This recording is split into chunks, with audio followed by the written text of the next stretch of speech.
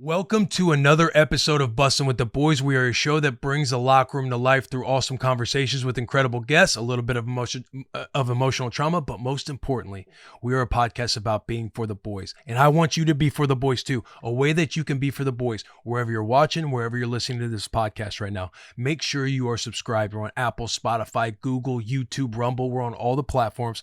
Make sure you're subscribed to the boys. And we also launched our merch store last week. Our website is live. That is bwtb.com. You can buy these hats. You can buy our merch. You can buy whatever. To be for the boys, just go shop at our merch store, bwtb.com.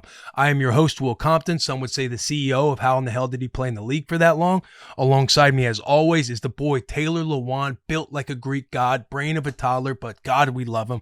We are the boys. On today's episode, we get in a little bit of March Madness talk at the top. We talked about how fried our brackets are, how our brackets have basically just taken a beating by a torpedo bet. Speaking of torpedo bets, we also dive into the torpedo bet conversation in baseball. And we also sprinkle in a little bit of NFL talk because the coach's picture came out. We throw a couple fun jabs at Vrabel. We talk about his fit. We also talk about the tush push rule that is being decided today as you watch this episode. Then the main event, a 2.5 hour conversation, I believe is it 2.5 hours, Mitch, with Luke Kuechly, your boy as a linebacker. I aspire to be a poor man's Luke Kuechly. This conversation, this is the smartest, scariest, and most respectful psychopath to potentially maybe walk on the football field on the defensive side. We get a deep dive into how incredible he was. He's like a Hollywood director watching film. That's how much film do you watch. We dive into the mind of Luke Kuechly, what got him out of the league with concussions, and we talk about his post-football life. This conversation is everything you want. This is football porn with Luke Kuechly. Wherever you're at, buckle up. This is a banger episode. Whether you're in the gym, you're in traffic right now, or you're sitting in a meeting and you have one AirPod in trying to listen to the boys talk while your boss talks. Wherever you are, dial it in. This is a fun episode. Big hugs, tiny kisses. Let's go.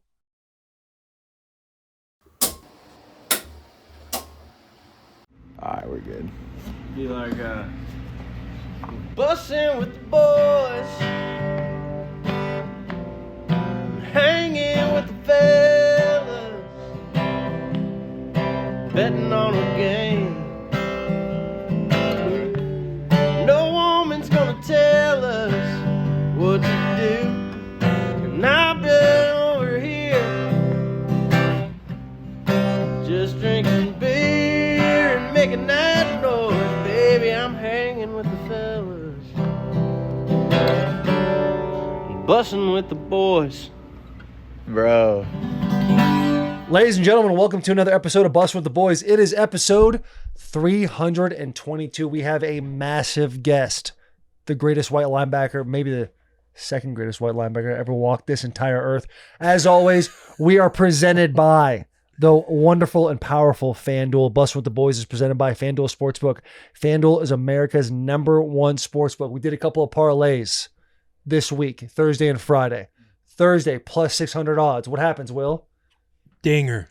Hit it. Dinger. Bang. See ya. Hepatitis. See you later. Friday, optimism. You're feeling as good. This is literally you just history in the making. We streamed 2 days. First day, bets go well. Second day, we're like, it's going to go great. Everything's going to go amazing. Another plus 600 banger we had ready, locked and loaded. Plus 600 banger. We had Michigan in there. We had a couple of overs in there. Guess what? Not one of them hit. But if you were on that Thursday parlay, you might have made yourself a little bit of coin. I want to say, too, it was like the first over-under one. I think it was like over 143.5. Mm-hmm. And somebody won. It might have been Michigan State. Maybe it was, I can't remember. But they won 73-70. God. Arkansas, yeah. Kansas. 73-70, God, bro. that is sickening. And how does Vegas know? I just They're don't great. understand. They're great. I don't. That's how we keep the lights on for them. We're going to sandwich this whole thing with positive, negative, positive. My futures parlay that a couple of people thought I was jinxing. It hit. Let's give that a round of applause real quick. What do you mean? Hey, whoa, hang on. That What do you boy mean? hit. We thought you were jinxing. We get one of those. That's what we did. I went in there. I didn't know shit about basketball. I didn't know nothing about basketball. I said, let me just put my on the floor right here. Let me flop this thing on here. And guess what happened? We knocked it out of the park. And that is, what a feeling. What a feeling to know nothing and just go, how about these four? Hey, I heard Houston's pretty good. I'll put them in the Elite Eight. Hey, Florida's pretty good. Put Elite Eight. Sherm, this is the phrase I keep hearing in my head. No one's going to be surprised if Michigan makes it to Sweet 16. Let's plop them in there right there. And then your boys in Arizona, boys. So what are we going to do? We're going to put them in the Sweet 16 as well. Yes. All of them hit. Yes. All of them hit. Thankfully, because you were on pace to jinx it. Fortunately, I threw in a little prayer for you. I appreciate that. Yes, I was looking out for appreciate that. There was talks about chickens hatching eggs. He's just trying to do the same thing. Like, I understand. Let's not get ahead of ourselves. It's all in the brand of looking out for your boy. I love it. And I actually appreciate you guys doing that because it allowed me and Sherm to cook up a nice little video that I truly enjoyed. I enjoyed making that, sitting on the train tracks. You, me, and Jared, shirtless. Jared was filming that also shirtless. Almost got arrested by Homeland Security. Right.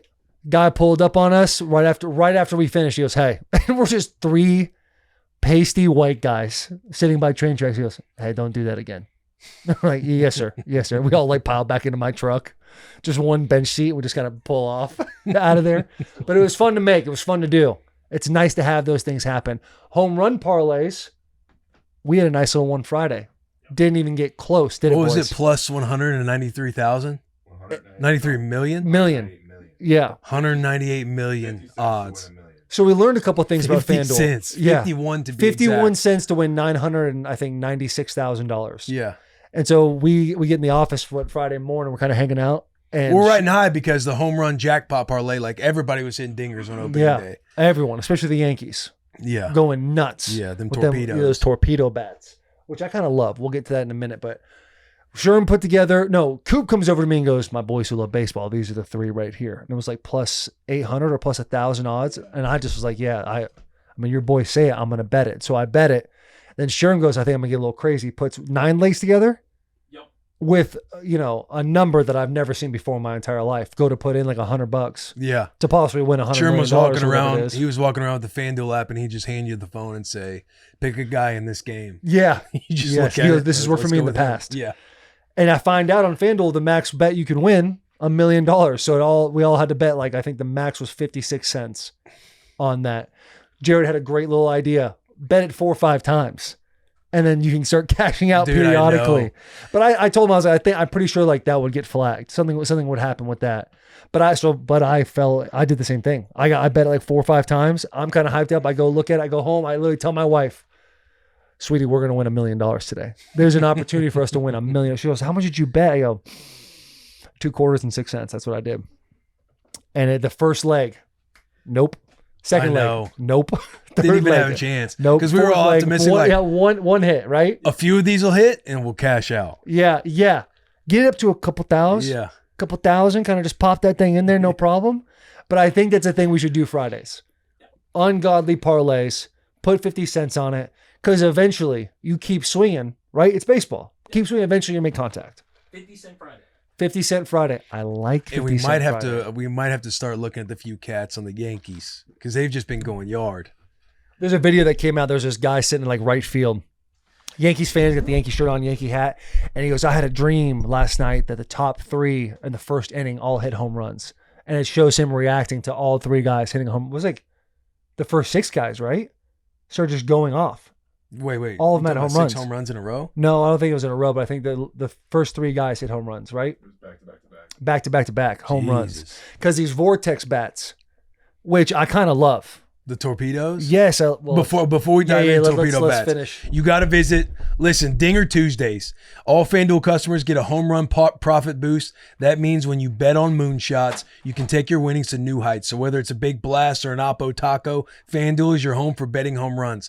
Visit FanDuel.com/bussin and gear up to go yard all season long. FanDuel is America's #1 sportsbook and the official sports betting partner of Major League Baseball. And again, maybe use that home run token. Your best bet would be with the cat from the Yankees, Aaron Judge. I mean, he's just hitting bombs. He's amazing. What was, I think I saw a stat that was like, he's on pace to hit over 300 home runs right now in a season. And he's hit how many home runs in like 5 home runs and 7 at bats or something like that? At one point yesterday, it was 4 home runs at 9 at bats. In 9 at bats. Yeah. I mean, the dude is just going yard. Yes. And you learn about this. What is it? Some MIT guy? Mm-hmm. Some cat that they hired, a new Moneyball. We need to get another Moneyball movie in the works. Right. Get Brad Pitt back in there. Do it over this MIT guy. Averaging 545. That is incredible. They're, Yeah, what, 2 with games 4 home in? runs. 4 home runs already. 2 games in. Crazy. 11 RBIs is crazy too. Yeah. I mean, helping his boys out. So what does anybody? We don't have Coop on the bus, so it sounds like they're taking some wood near the handle and they're putting it around the sweet spot. My understanding of the bat thing is that it has to be a certain weight, and so they're just distributing more weight from the handle to the barrel of the bat, essentially giving us all our Little League Vortex bats back. Yeah, but if you look at the shape, like how it like builds up and then goes back down, the end of it's like the same size of a normal bat, but they're like just compressing the amount of wood that's in that one sweet spot. So if it hits, it's gone. So they're juicing that one spot of the bat. Juicing it. And if you miss it like by a little bit, like you'll still hit a good ball, but basically their focus is on this one spot of impact and you should have success. It's insane to me that is legal. But I will say this. I personally enjoy it. Yeah, absolutely. I think it's like, let's just hit home runs. Right. Is there anybody Like, here that's like, I'm guys against take the bat? steroids. Is anybody on this bus? Let guys take steroids. Let guys juice the bat and let's hit fucking home runs. Could you imagine TRT with this bat? Yeah. It'd be insane. Everyone always talks about in baseball. I don't follow a whole lot of baseball, but they're like, bring back the Mark McGwire, the Sammy Sosa era of the steroids. Everyone was just hitting dingers all the time. And always like tuning in to be like, this guy's going to hit one. I know They're it's going to be chasing amazing. records every year. Chasing records every single year. And now you bring in this bat without the needle. It's like you're kind of getting what you're asking for. Everyone's kind of getting back to whatever that time frame was. And I don't know why it took so long, because clearly it's allowed by the rules. Isn't that insane? Right. And if you're a team, how have you not already chased that edge for it? And then now if you're a team and you're seeing the Yankees, why wouldn't you immediately hire a staff and create these bats for your team? Yeah. Like this week, right? Every team should have these fucking Vortex, these torpedo bats. Me and my boys were saying the Yankees should just somehow trademark this patent thing. it, make sure no one else can no have one it. else can do it. That's when it gets canceled. That is when it gets canceled. But at least for this first like month of baseball, just be like, oh, you didn't read this fine print right here. Sure enough. Go ahead and stop Yoshi, production. yeah. We'll actually take those. Yoshi owes $100 million now for even trying. Sorry, And then you can pay I your do players. think it's nuts at how that loophole was found. They're making these I want to bats. see the first guy on the other team that noticed that bat, that the first up at bat, the guy holding the bat, being like, can they do that? I don't think I knew that teams made their own bats. Yeah. I just thought it was Louisville Right. Sluggers. I thought we all just go to Dick's Sporting Goods in the corner and be like, all right, yeah, we'll get a MLB baseball bat. It's not how it works at all. Yeah. Amount of money that's in baseball, especially Moneyball, you see everyone's always trying to find that 1%. Like, how is this happening now in 2025? I can't believe it took this long. And the fact that that's even allowed, it's like, yeah, what was the holdup? Yeah. And I want to know, I would love to know how that conversation went down and where this MIT guy sparked this idea. Yeah, I have an idea. Slow stands up, nervous. That is crazy. Makes baseball more exciting. People on Twitter are like making it bigger, each like photo. Yeah, it's so funny. Each photo. It is that's kind of dope. But yeah, the size of Aaron Judge using that bat is just, that's unfair. Yeah. 6'7", what is he, 260? He's enormous. He's a unit. Yeah. Like me on the wiffle ball field. Hey, wiffle ball is a different game now. You see some of those cats out there pitching the way they do? Just crazy. Yeah, baseball's getting interesting again. Baseball is getting interesting. Now again. that we're down to the Final Four, who are you guys? I mean, is this? It feels like a no-brainer, Duke, right? I'm Duke. I have Florida in my bracket, but I think Duke's going to pull it off. They look incredible, man. They look incredible. They just operate too. It's like I saw to where they're the highest scoring, like Duke team on points per game in the tournament of all time. It's impressive. You know, it's hard to for Bama to have a showing like that against a team like Duke. You want to at least, you think you slow momentum down a little bit with Cooper Flag, but they have guys everywhere. Their center is insane.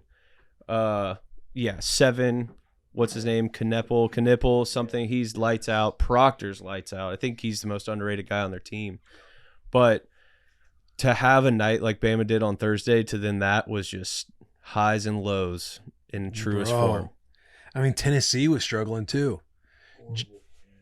Jack, how was your mental? How was your mental yesterday watching that game? I mean, well, I don't know where we're gonna go with this. Tennessee got their ass whooped. They played horrible. They were 0 for 14 from 3. They were 2 for 22 or 2 for 23 from field goals in like the first 13 minutes. It was horrible. And then Houston was playing lights out too. So I was just happy that we put hands on Kentucky on Friday night. That's a big win. That's for all. Vols Nation. I mean, like Yeah. it makes how horrible the performance was yesterday feel a little better, but yeah, you know, just what happens, man. You play so many games in the span of 3 weeks that if you don't play lights out the whole time, you're gonna get got. And Tennessee got. But to any of the Kentucky fans out there, sorry. Sorry, got the last laugh, didn't you? It's the Kentucky fan. I think what's cool about this Final Four is that it's 2 OG coaches versus 2 young coaches, but the style of basketball is very similar, you know, amongst everyone. And for John Shire, if they win, he could be the first ever guy to win as a player at his school and as a coach at his school. And he's extremely young. And I don't know if y'all heard Pat Bev talking about him, or if y'all remember watching John Shire playing. He was a dog in college, set records in high school. And I can't remember if he was from Ohio or he's from Illinois. Luke Kuechly is from Ohio that broke LeBron's record. But John Shire was like the guy in Chicago. Pat Bev's talking about him. Like, man, this dude, he would pull up to any gym. Everybody feared him. And this is in inner city Chicago. John Shire pulls up. They're all like, we don't want any part of it. And the only reason he stopped playing in the NBA was because he got poked in his eye, and he's legally blind in one of his eyes. No shit. Yeah, so he was such a beast watching. He was like peak college basketball fandom when I think they won in 2010. So we're like freshmen in high school talking at the lunch table. Yeah. So it's cool to see him in the championship. Yeah, I don't know who beats him. I mean, I guess, you know, it's anybody's game, but just watching Duke thus far, like they just seem to be operating at a different level when they're on the floor. Yeah, Houston, I mean, the fact that they're the team with the lowest turnover rate in the country, you always have a chance with that. Mm-hmm. But Duke, they just get easy buckets. Every other team, I feel like, has to get hard buckets, and every single one of Duke's baskets on Alabama seemed like it was wide open. Yeah. But Cooper came to the paint on Grant Nelson. yeah, Grant Nelson caught his. An update on our brackets. I learned in the pre-production meeting that Garrett is now the leader in the clubhouse with our brackets throughout. Was it 99 percentile?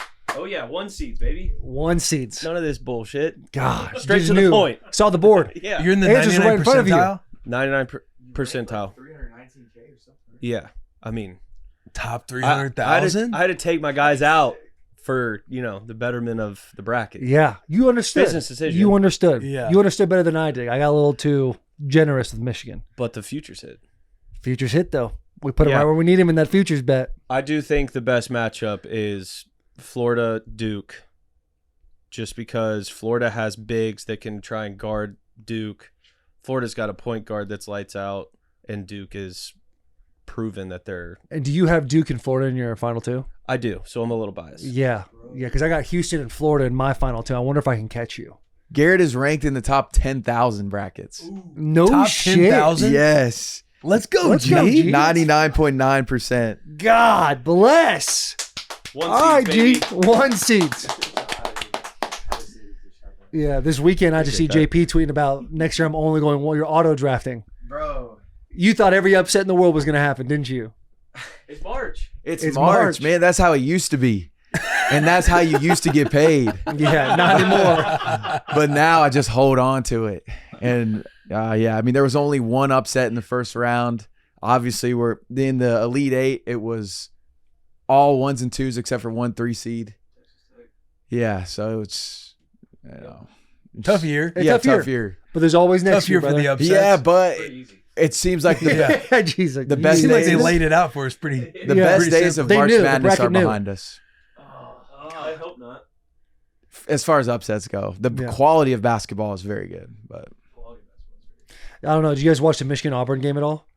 I mean, it was like there was quality basketball going on, but there was a 5-minute span in that second half where it was just turnover after turnover. Everyone just running down to the other side of the court, losing the ball, Oh, yeah. and someone grabbing it and then losing the ball on the other side. First 5 minutes of the game were like that. well, the ball in this tournament, there was a lot of complaints in the beginning that it's like overinflated. So a lot of guys were having trouble ball handling and everything. Overinflated. Yeah, A little opposite of Tom Brady, Deflategate. right. Something going on. Okay. Some All right. Dude, It's Auburn. all connected. Tom Brady, Michigan, Right. overinflated, deflated. Let's see what's going on here. Michigan, always the common denominator in those things. When during the SEC tournament, G said he went to the game and he saw Florida and Alabama. And Florida just wiped the floor with Alabama to the point where G's like, I just got to sit here. Well, I'll get to a point here. He's like, I got to sit here and basically just watch great basketball take place. And so when I'm watching the Michigan-Auburn game, like Michigan's down by 1 at the end of the first half. In the second half, they go up 7. I'm thinking, holy shit, the boys are going to do it. My bracket's looking fantastic. And then Auburn. This center goes crazy. And then Zero, this freshman, starts going nuts. Like just basically closing his eyes and throwing the ball in the air. And it goes in every single time to the point where they just started to run away with it. And I thought, I was in the same position. I thought about you and I was like, I just got to watch Auburn do incredible things right now. Because they were not missing. There's nothing Michigan could do in that situation. I'm going to let JP say his 2 cents about the center, but Oh, you don't Auburn like is, him. I hate that guy. He is a little demonstrative with his hand gestures. He loves to be seen. I don't hate that. Zero, Pettiford's nice. Auburn's still ass. Fuck Auburn. But Pettiford is nice. I'm going to let JP talk about 4 real quick. Dude, Broom, I tweeted it out, but he is the most overdramatic player in college basketball. Yes, he is a beast, but he's also like 23 years old, and he carries himself like he is LeBron. And I want him to get rich after school. I don't wish any. I don't want him to have a horrible career in the NBA, but I can't see him in the NBA doing his thing. And the way he carries himself, you would think he's a number 1 draft pick. But last night in the game, did y'all watch it? This guy, bro. Now he went down and like it looked like he kind of messed up his knee, and so it's like, oh snap, that's obviously not good. But then you start hearing it's his shoulder or something, his elbow, and he's like sitting there on the ground with that look of like, man, my tournament's over. And so you're feeling for him. He's walking by his teammates. He hugs his mom. He goes to the locker room. Mouths to coach, I'm done. I'm like, dang. And he battled through some injuries earlier in the year that were also kind of overhyped when it first happened. But he goes to the locker room, comes back out, gets the big cheer, and then immediately grabs a one-handed rebound and then goes and knocks down a 3 and is like juicing everyone up. I'm like, you can't do this. This is not allowed. And Taylor likes it. He went in there, got that Blue Mountain State shot. Bro, He went in there, he went in the training with the Blue Mountain State training staff, and they got that needle out, and they just, I can't wait till he's We're gonna gone numb from this up for college you. basketball. I didn't know he did that. Listen, he overcame an injury. I guess. He overcame an injury. Because he is good. He is I good. did. I mean, I hated that he was doing it to Michigan, but I loved like his physicality in the paint. Like he was bodying cats, He putting makes them it in the look corner, easy. You know, like throwing them in there, and then hooking it everybody in. grew up playing sports. Like you all, you know those teammates that were like, dude, are you even that injured right now? I know, and he is that teammate. Yeah. And now he's getting, Yeah. and he's up for National Player of the Year too. Oh, you would hate that. Yeah. Oh, you just the way you said So he's up for it, you would We despise need that. the flag, Broom. God. Dude, this guy, man. I've been hating on him for a while now. Oh, really? So I brought up a sore subject. I didn't Because even know. I mean, he'll be doing it like he'll put it on South Carolina, even though we should have beat them this year, lost at the end. But yeah, he's been bothering me for a while. Damn, man. Hope I'm the sorry best to in the bring that NBA. up. He does got talent. Auburn has 10 seniors. And don't you want your players to be like overconfident in their abilities? Don't you want, like, if this guy was on South Carolina, you would love him. No. Yeah, I mean, I would. I love anybody that wears garnet and black. But the Pettiford guy, he's a perfect example. Like, he runs his mouth. He thinks he is one of the best point guards ever to touch the basketball court. And he's fun to watch. And he doesn't give off the vibe that Broom does. Like, the Auburn point guard, he has this his tape from high school where he's just finding every camera before the game. Like, I'm killing these. I'm doing it into everybody. Then highlights roll, putting on a show. And I'm about that. He doesn't fake injuries. Yeah, this kid Zero. He didn't fake injuries. This kid Zero was insane. He's a beast. Unbelievable. And he's a freshman, right? Yeah. Had to drive into the paint on you guys. Drove into the paint, stopped, turned, spun out of it, and hit like a fadeaway jumper at the elbow. Yeah. And it was We had that 7-footer. nice, bro. He like somehow got like the exchange. Like someone tried to do a pick, and so the 7-footer went on him. and he like just stuttered him real quick and put that Buckled kid's him. feet and just went around, laid that thing up, no problem. It was crazy to watch. And Basketball's anywhere he fun. was, dude, anywhere on the court he put that ball in the air. It either went to somebody who got an assist or it went in the net. It was crazy. Yeah. Tough sled There for were the good boys in games over the Michigan. weekend, but then there were some really bad ones. Yeah. Yeah. All of our teams just got murdered. You, me, Jack, we're Get dead. paid though. Yeah. That bracket. Shout out that bracket. Shout out March Madness, dude. It's awesome. What are we Coming to thinking? an end. Do we have any football topics? I know the NFL is officially voting on banning the tush push. Why? your vote be? My vote would be no ban. Well, It'd be no ban. Like it's like I get frustrated watching it, but at the end of the day, you got to line up. You got to figure out a way to stop it. Right. I think if anything, they need to be very detailed on the offense, like false starting, because it's just such a different looking formation Mhm. when everybody's all like on all fours, and I feel like there's false starts that kind of happen before the ball is snapped. I'd be But- more focused on getting that kickoff reversed back to what it was. right. Like that.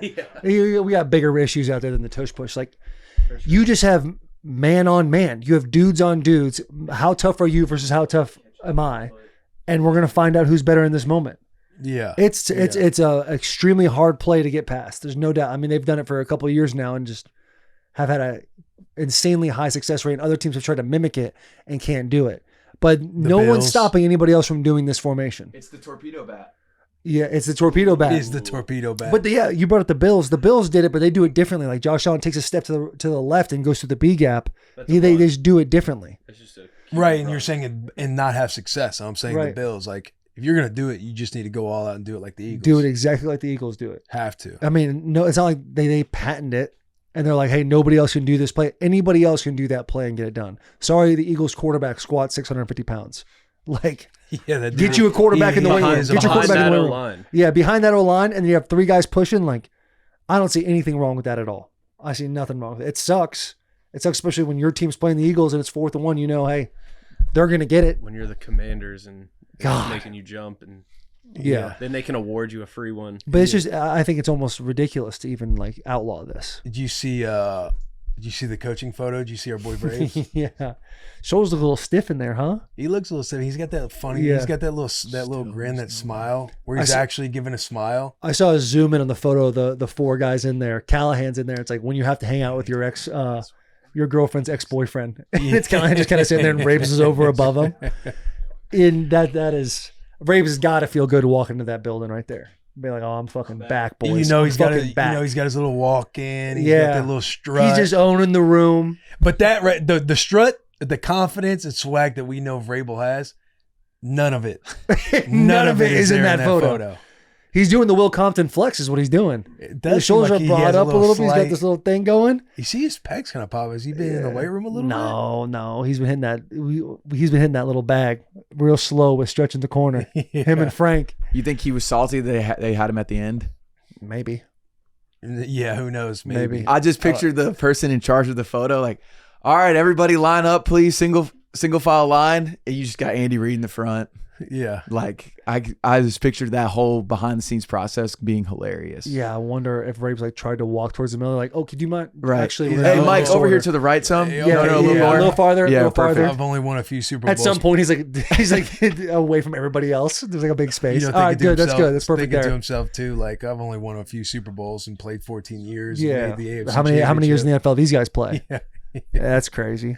I It's wonder. like the one time you know too that you can look at this photo and kind of laugh, knowing you can kind of goof on him. Yeah. I feel like, yo, Vrab, I would whoop your ass in this situation, But- but knowing like this is the only moment. Mhm.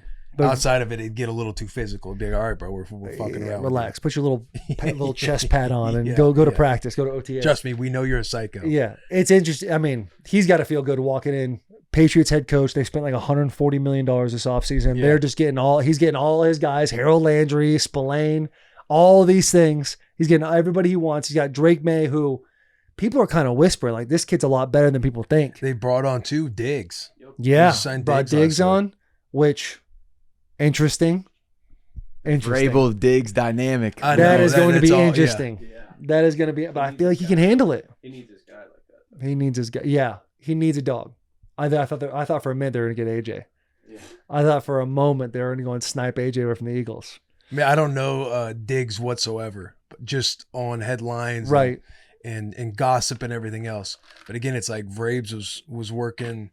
Vrabes worked with a lot of different personalities on the Titans. I feel like Vrabes is somebody that gets that out of those guys. Yeah, he's got that Tomlin-esque kind of vibe where he can take multiple personalities, make them work together. Yeah, in it's one like room. we were built around the run game, and you had a savage like AJ Brown on the outside who was frustrated at times. But I mean, AJ was going off. Corey Davis was going off as soon as AJ got there. You had who else? Jonnu Smith. Like you had so much talent on some of those teams. Khalif Raymond just burning cats in Baltimore. It's like in the right amount, those guys want to be challenged, and they don't. They don't want a coach that they can say everything they want to.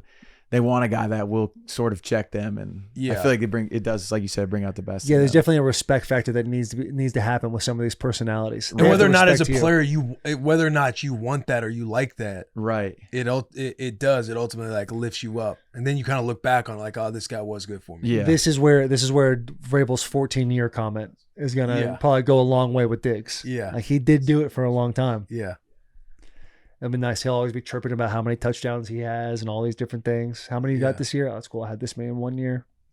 Those types of deals. Bringing up legends like big personalities like Randy Moss walked through here. I don't know if he played with Randy though. No, I don't think he did. Well, but he'll be. It's like being able to play as a team. Yeah. When did Vrabes retire? Scoot down a little bit, Sherm. Yeah, he played with Randy, right? What's the year? That's at 2017. I know I was walking around. I can picture myself walking around my high school hallways, spouting off about how I have Randy Johnson on my fantasy football team. So I don't. Randy Johnson's a pitcher for the Diamondbacks. Randy Moss, spouting off about how I have Randy Moss on my fantasy football team. But I don't know. He might have just missed. Was it 08? No, he was still in it.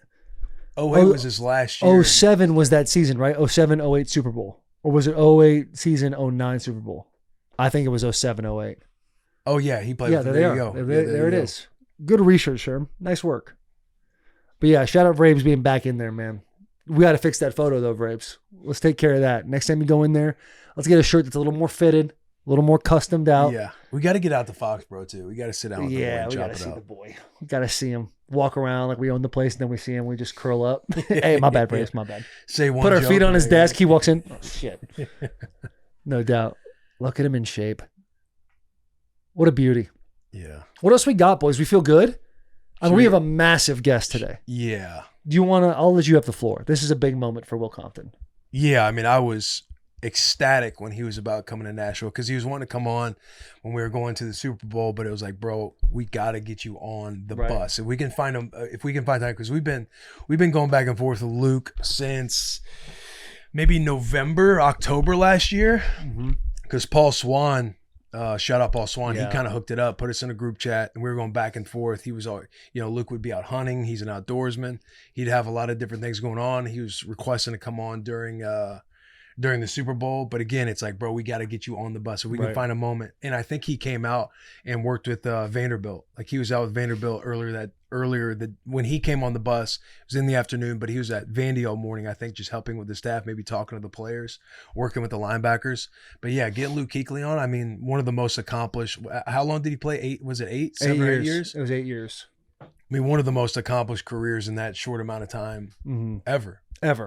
I mean, he's one of the best. And if you're a guy that like truly loves ball, like loves the X's and O's of what's going on, you're going to love watching Luke Kuechly dissect all these things. We go into some of the plays he's had, his back-to-back picks against the Lions, how they were in a blitz, they check out of the blitz. I'll let him tell a story, but the way he went about the process of the game is a massive reason why he was so successful. Talks about the players he played with, the leadership that was in the rooms. It shows how important it is for a young guy to get leadership in a room that he walks into, and how important it is for those guys that are 9, 10, 11-year vets to help the young guys out, because it seems like he had great habits before, but getting in with them and them teaching him how to be a pro just sent him to a whole new level. In him. Yes. Empowering him like, hey, you are the guy. Surrounded by guys that are older than you and had like cut their teeth in the league, and was very respected players that were ahead of him. Absolutely. But dude, it was awesome. I mean, it's Luke Kuechly. and having him on too, it's like getting to talk to him about all the concussion stuff, because he's somebody who played his career and he doesn't really go on much, or he hasn't necessarily talked about it a whole lot. So getting to kind of dive in on what the insecurities were like what was popping up, like when those concussions were starting to create a pattern, like being at peace with retiring. When did he know he was going to retire? Yeah. Those And types him of jumping things. into scouting the year after, I thought was insane. Yeah. You're just curious, a guy at that level, why would you want to go into potentially being a scout in the NFL? Like, are you trying to be a GM? Are you trying to be a coach? And just dabbling in his life after ball since retiring. And just hearing him talk about it was awesome. And it also- does seem like he was super at peace with everything, which I was kind of like, like as a backer, knowing that he played at the highest level every year that he was on the field. It's like, man, do you ever think about, like, are you bummed that you didn't get to play like 15 years or put up a career or play as long as like Ray Lewis did, like knowing where his stats probably would have fallen. Yeah. It's the only player I've ever seen in my entire life go from being a physical backer and then a little more heady, finessey, and still have the same amount of productivity. Yeah. Because he just understood the game at a different level than everybody else. Yeah. And just his, like, the dude ran a 4.5. I want to say he jumped extremely well in all the combine stuff. Like his physical capabilities, like paired with all that mentality and that preparation and everything else, you just got to see he was a stud on the field, man. And the way His closing speed, the way he could, again, we're talking about at the time Julio Jones dunked on him, but he's covering Julio Jones. Julio Jones, which it looks like was stride for stride. Yeah, like we were talking about cover 4, breaking it down how he has to run with Julio Jones. He wasn't really getting a whole lot of help. He had some like late safety help, but we're talking about him running and covering and competing with Julio Jones, like when he unfortunately got dunked on. Yeah. But he's just, dude's a Prime specimen. Julio. And getting to break down the Dallas Cowboys plays and him turning his head around and getting that pick, like his ability was crazy, jumping out of bro. cover 2 because he knows that that's covered. He's probably Stafford gone from his read to somewhere else, having his back to a play and knowing what a person behind him is thinking and able to turn. Yeah, it's just incredible, dude. Yeah, it's amazing. It just shows like the capability of some football players in their brain that just allows them to operate at that level is just nuts. Yeah, just wild. Dude's a legend. Legend. Let's get into this episode. Before we do, let's talk about TikTok. What do you say, Willie? Yes. Hey, Taylor, I have a question for you. What does a mechanic, an auto shop owner in Georgia, a taco restaurant operator in Arizona, and a life-saving medical innovator in Tennessee all have in common? Are they all in small business owners and they're all thriving on TikTok? Yes, bro. What? Across the U.S., over 7.5 million businesses, from family-owned shops to entrepreneurs, are using TikTok to compete and grow. In fact, boys, get a load of this. 74% of businesses on TikTok say TikTok has allowed them to scale their operations, increasing sales, and expanding into new locations. What does that kind of growth mean? It means jobs. What? Today, there are over 7.5 million U.S. businesses on TikTok employing more than 28 million people, and that number keeps growing. Small businesses thrive on TikTok. Learn more about TikTok's contribution to the U.S. economy at tiktokeconomicimpact.com. And also, you can go find Bert's new special, Lucky, only on Netflix. Shout out Bert Kreischer. Shout out Bert Kreischer. Let's get to this episode. You guys enjoy it. Subscribe, unsubscribe, resubscribe, and rate 5 stars for us. Big hugs, tiny kisses. Ladies and gentlemen, this interview is presented by the one, the only Bud Light. Something about that Bud Light, baby. Bud Light is always brewed with 4 simple ingredients for a clean, crisp, refreshing taste. Stock up on Bud Light now and head to budlight.com/locator to find a store near you. Bud Light is the official beer sponsor of the NFL Draft, tied in you with Bud Light partner George Kittle, the UFC Shane Gillis 2025 tour. Bud Light partners include Will Compton, Peyton Manning, Taylor Lewan, George Kittle, Baker Mayfield, Emmitt Smith, Shane Gillis, Post Malone, and Dustin Poirier. Our guest today, quite possibly the greatest white athlete to ever be on this earth. A man who has been said, got an apartment his rookie year, had a bed, no TV, just for his iPad so he could be the greatest. Somehow went to Boston College, should have gone to the University of Michigan or Nebraska. Ladies and gentlemen, give a round of applause for Luke Kuechly. When it drops, also Paul Swan is here. when too. it drops one day, Hall of Fame all white teamer. Here we go. Gotta be. Starting backer, bro. Welcome to the bus. I appreciate it. It's good to be on here. Yeah, dude. So how do you want to Hey. start? How do you want to do this? Hearts episode? hearts pounding. Hey, Yes. there's a lot going on. Right. Bright Okay. lights. I'll take this. You Go want me ahead, to start? because I'm just looking at Right. that's That's him. that's That's Luke Kuechly. Yeah. Yeah. Do you want to start early in his life, or do you And want he's to go younger to than the me middle of too. the That's career? what's even crazier. I know. Like that's Did you tell Luke that you actually played 2 more years in the NFL than him?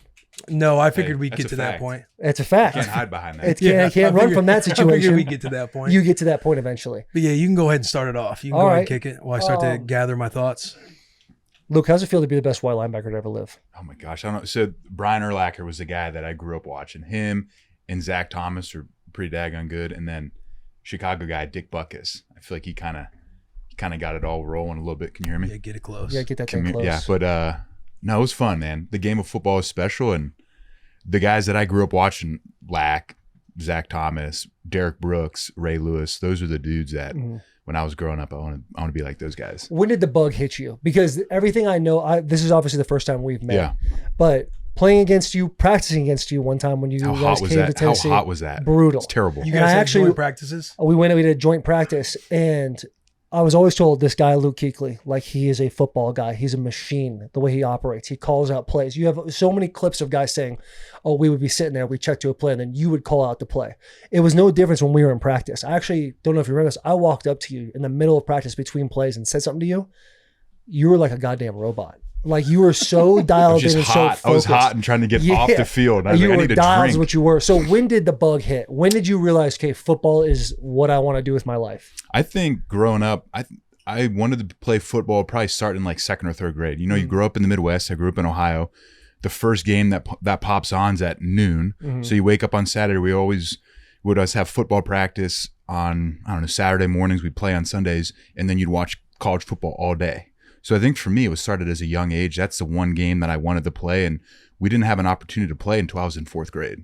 Because just how the school was set up, my dad didn't play football. We weren't really a football family growing up. So by the time I got involved with it, I was in 4th grade and my brother was in 5th grade, and we just played on the local school team. It was a group of, I think it was St. Mike's, Our Lady of the Sacred Heart is where I went to school, and then St. Xavier. Those were the three schools that made up the team.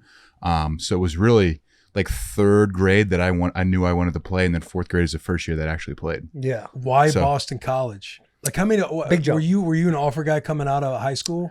Yeah, so I knew, you know, when you're coming up, you never expect you're going to play in the NFL. I think for me, it was always, what's the next logical step for me? So when you're in grade school, you want to play on. So it was 3rd and 4th, 5th and 6th, 7th and 8th. Yeah. So when you move up to 5th grade, you're on the 5th and 6th team. You want to play on that team. And then as a 6th grader, you play. And then on 7th grade, you go back in the same situation. And then you get to high school. We had a freshman team, a JV team, and a varsity team. So my goal in high school was to play on the varsity team as a junior. Which is a crazy. It's crazy. We just I went to a private a Catholic Jesuit all boys school in Cincinnati. That's kind of one of the reasons I went to BC. But there's 1,600 boys, and we probably had, 300 to 400 kids in the football program. Oh, yeah. It You have was a powerhouse. huge. 300 to 400. Yeah. So I mean- your school is one of the reasons why Ohio is looked at as such a big. Yeah, we were Southwest Football Ohio, state. so we had like 135, 140 kids on the freshman team. The JV team was just sophomores. And then that was probably 70, 80 kids. And then on the varsity team, it was like 140 kids again. So those numbers get big quick. I went to BC because academically it was really strong. That was one thing that my parents talked to me a lot about, was go somewhere that you wouldn't be able to get into without football. So I wasn't getting into Boston College. I looked at Stanford, wasn't getting in there. Duke and then Virginia were the schools that I was looking at. And I was like, I can't get in to any of these schools without football. And I'm like, if I can get a scholarship to one of these schools, I got an opportunity to get a 5-year education, a master's for free, and go play football. So that's kind of what you're thinking coming out. And Tom O'Brien was a St. Xavier guy. That's where I went to high school.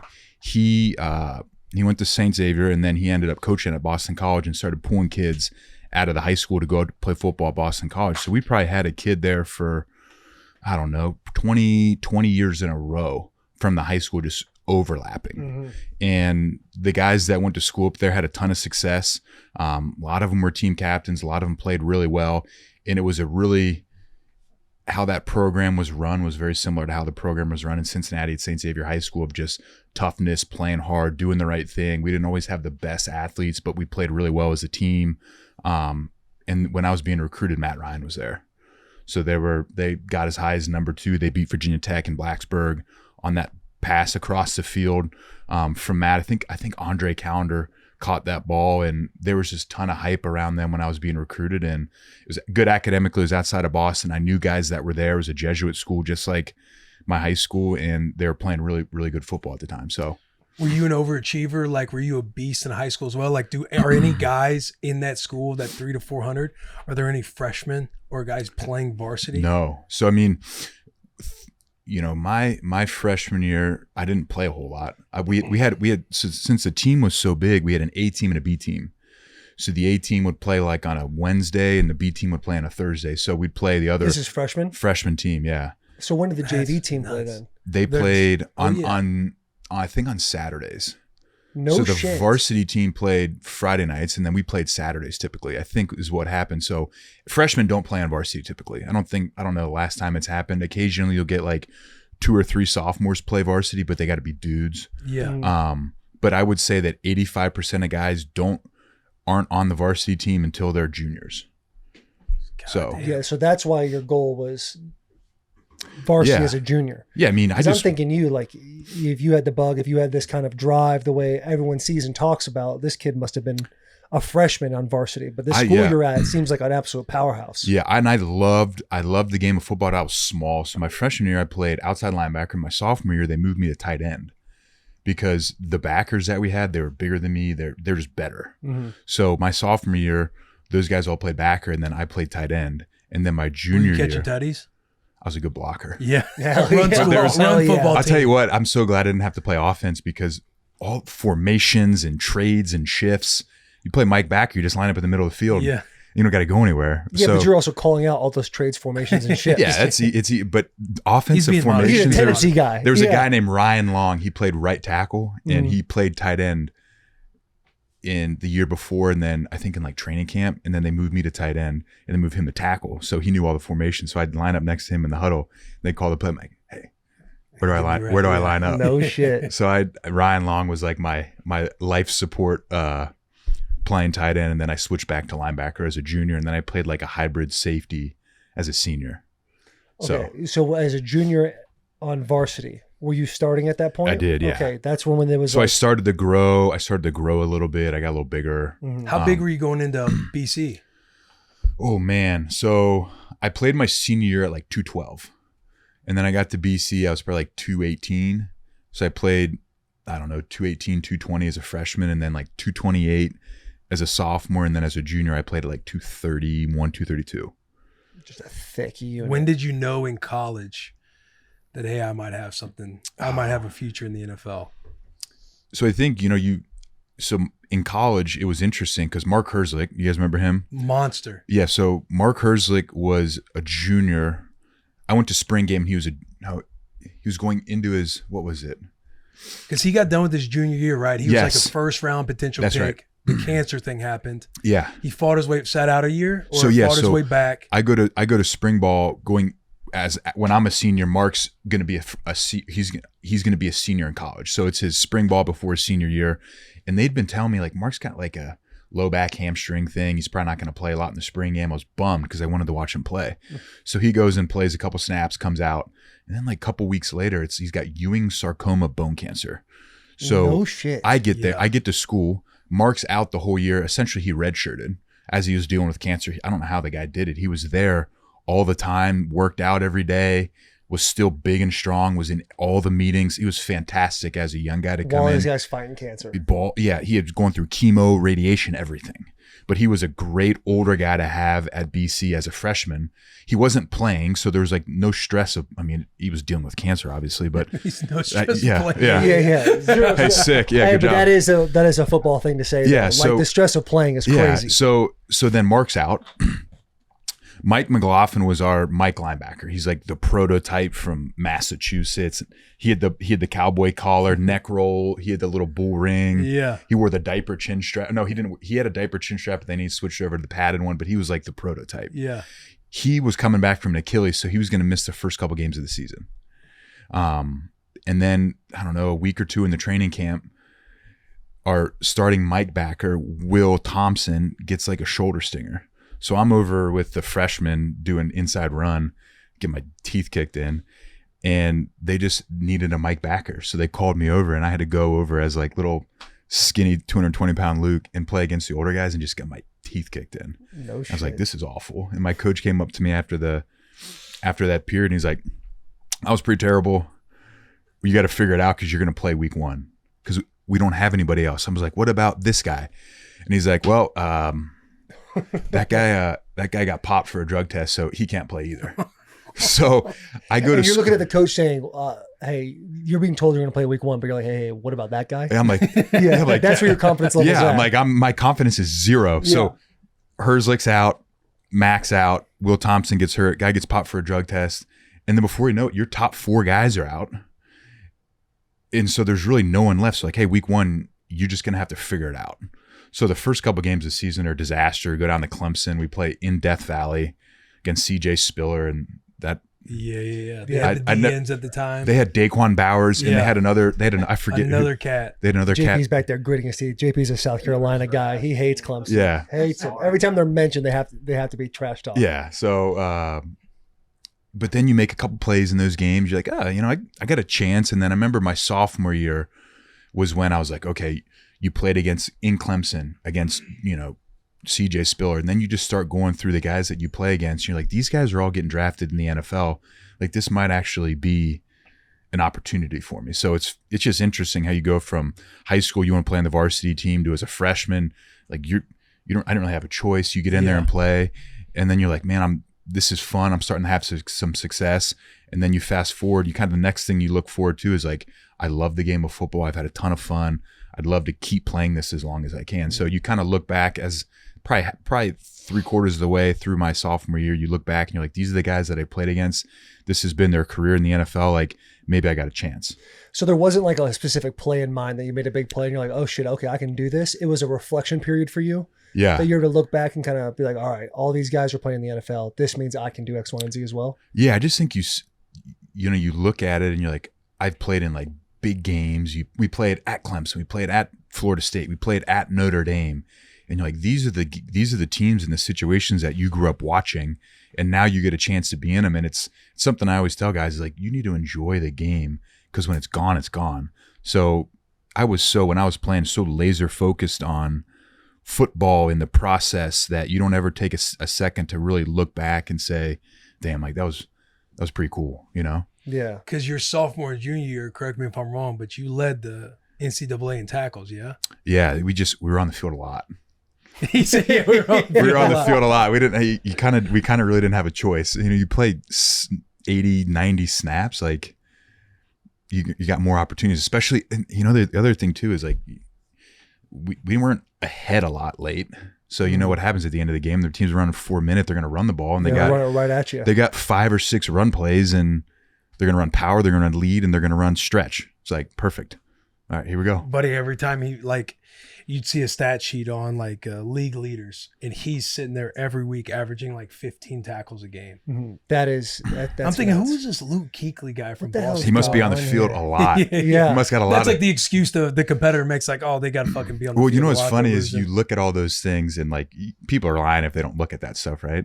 So then I went and looked at it one time and it had number of snaps played, and it was like we had a gazillion, and then you go look at like Alabama, the guy like Dante Hightower was at Alabama. Yeah. He had like half the amount of snaps played that we did. And Chris I was like, Borland at Wisconsin. Chris Borland had 1 million. He was a dog. Well, your rookie year is 2013? 2012. 2012. That linebacker class was strong. Yeah, you guys had, because I was 2013. Well, I was undrafted, but 2012, you guys had, it was you. So it was Dante Hightower. And then Bobby got drafted in the second round. Wagner. Levante David, Demario Davis. Yeah, there were some. I'm sure I'm probably missing some guys, but those top 4 that you just said, Demario Davis, Levante David, yourself, and Bobby Wagner. 3 of those guys. I mean, Demario's still playing with the Saints, and that dude, you look at his stats, and it's like, oh my gosh, like what he's been able to do. Yeah. Same thing with Bobby.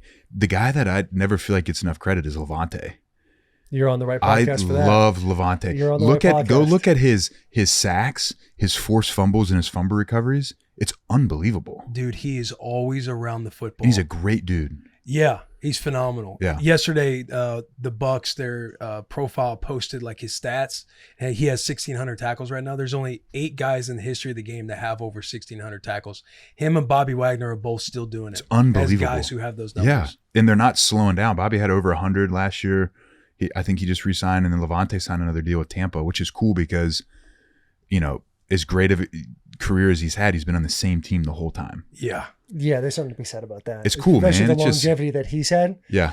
and to not get jaded over kind of being overlooked by so many guys. Yourself at points, Bobby Yeah. Wagner at I mean, points. Levante like all those has, I guys. was telling JP, he has 1 Pro Bowl, I believe, and it was as an alternate. But it's such bullshit because he's like one of the most underrated players of all time. Well, the thing that hurts him is that he's classified because they were 4-3. He was an outside linebacker. Yeah. So the prototype outside linebacker is like, the Von rush Miller, end. The guy's got Getting 15 sacks. sacks and Right.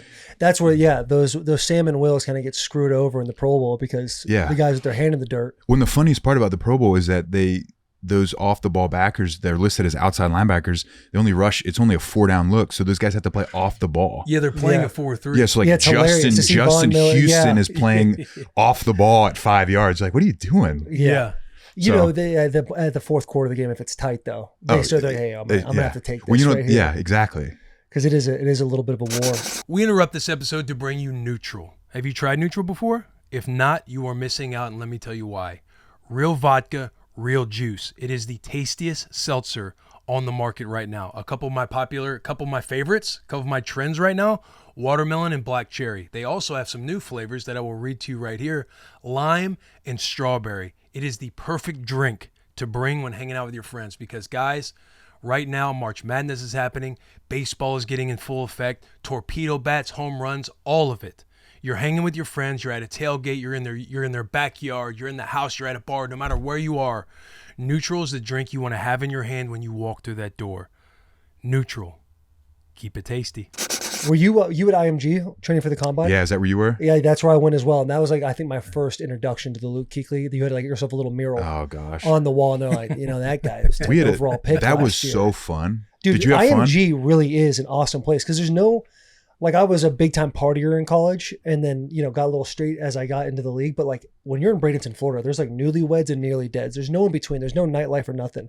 So it was me and like the 30 other guys that were training. Awesome. That's all we had. We had like a small little shitty, those little apartments are just off of the IMG You campus. had the golf cart. Yeah, the golf cart you rip it You around thought in. it was the first time you had a little freedom. Yeah, it's You kind got of a nice. golf cart in your own place. You're But like, it's I'm also well living. regimented. I loved it there. Were you thinking about between there and Exos?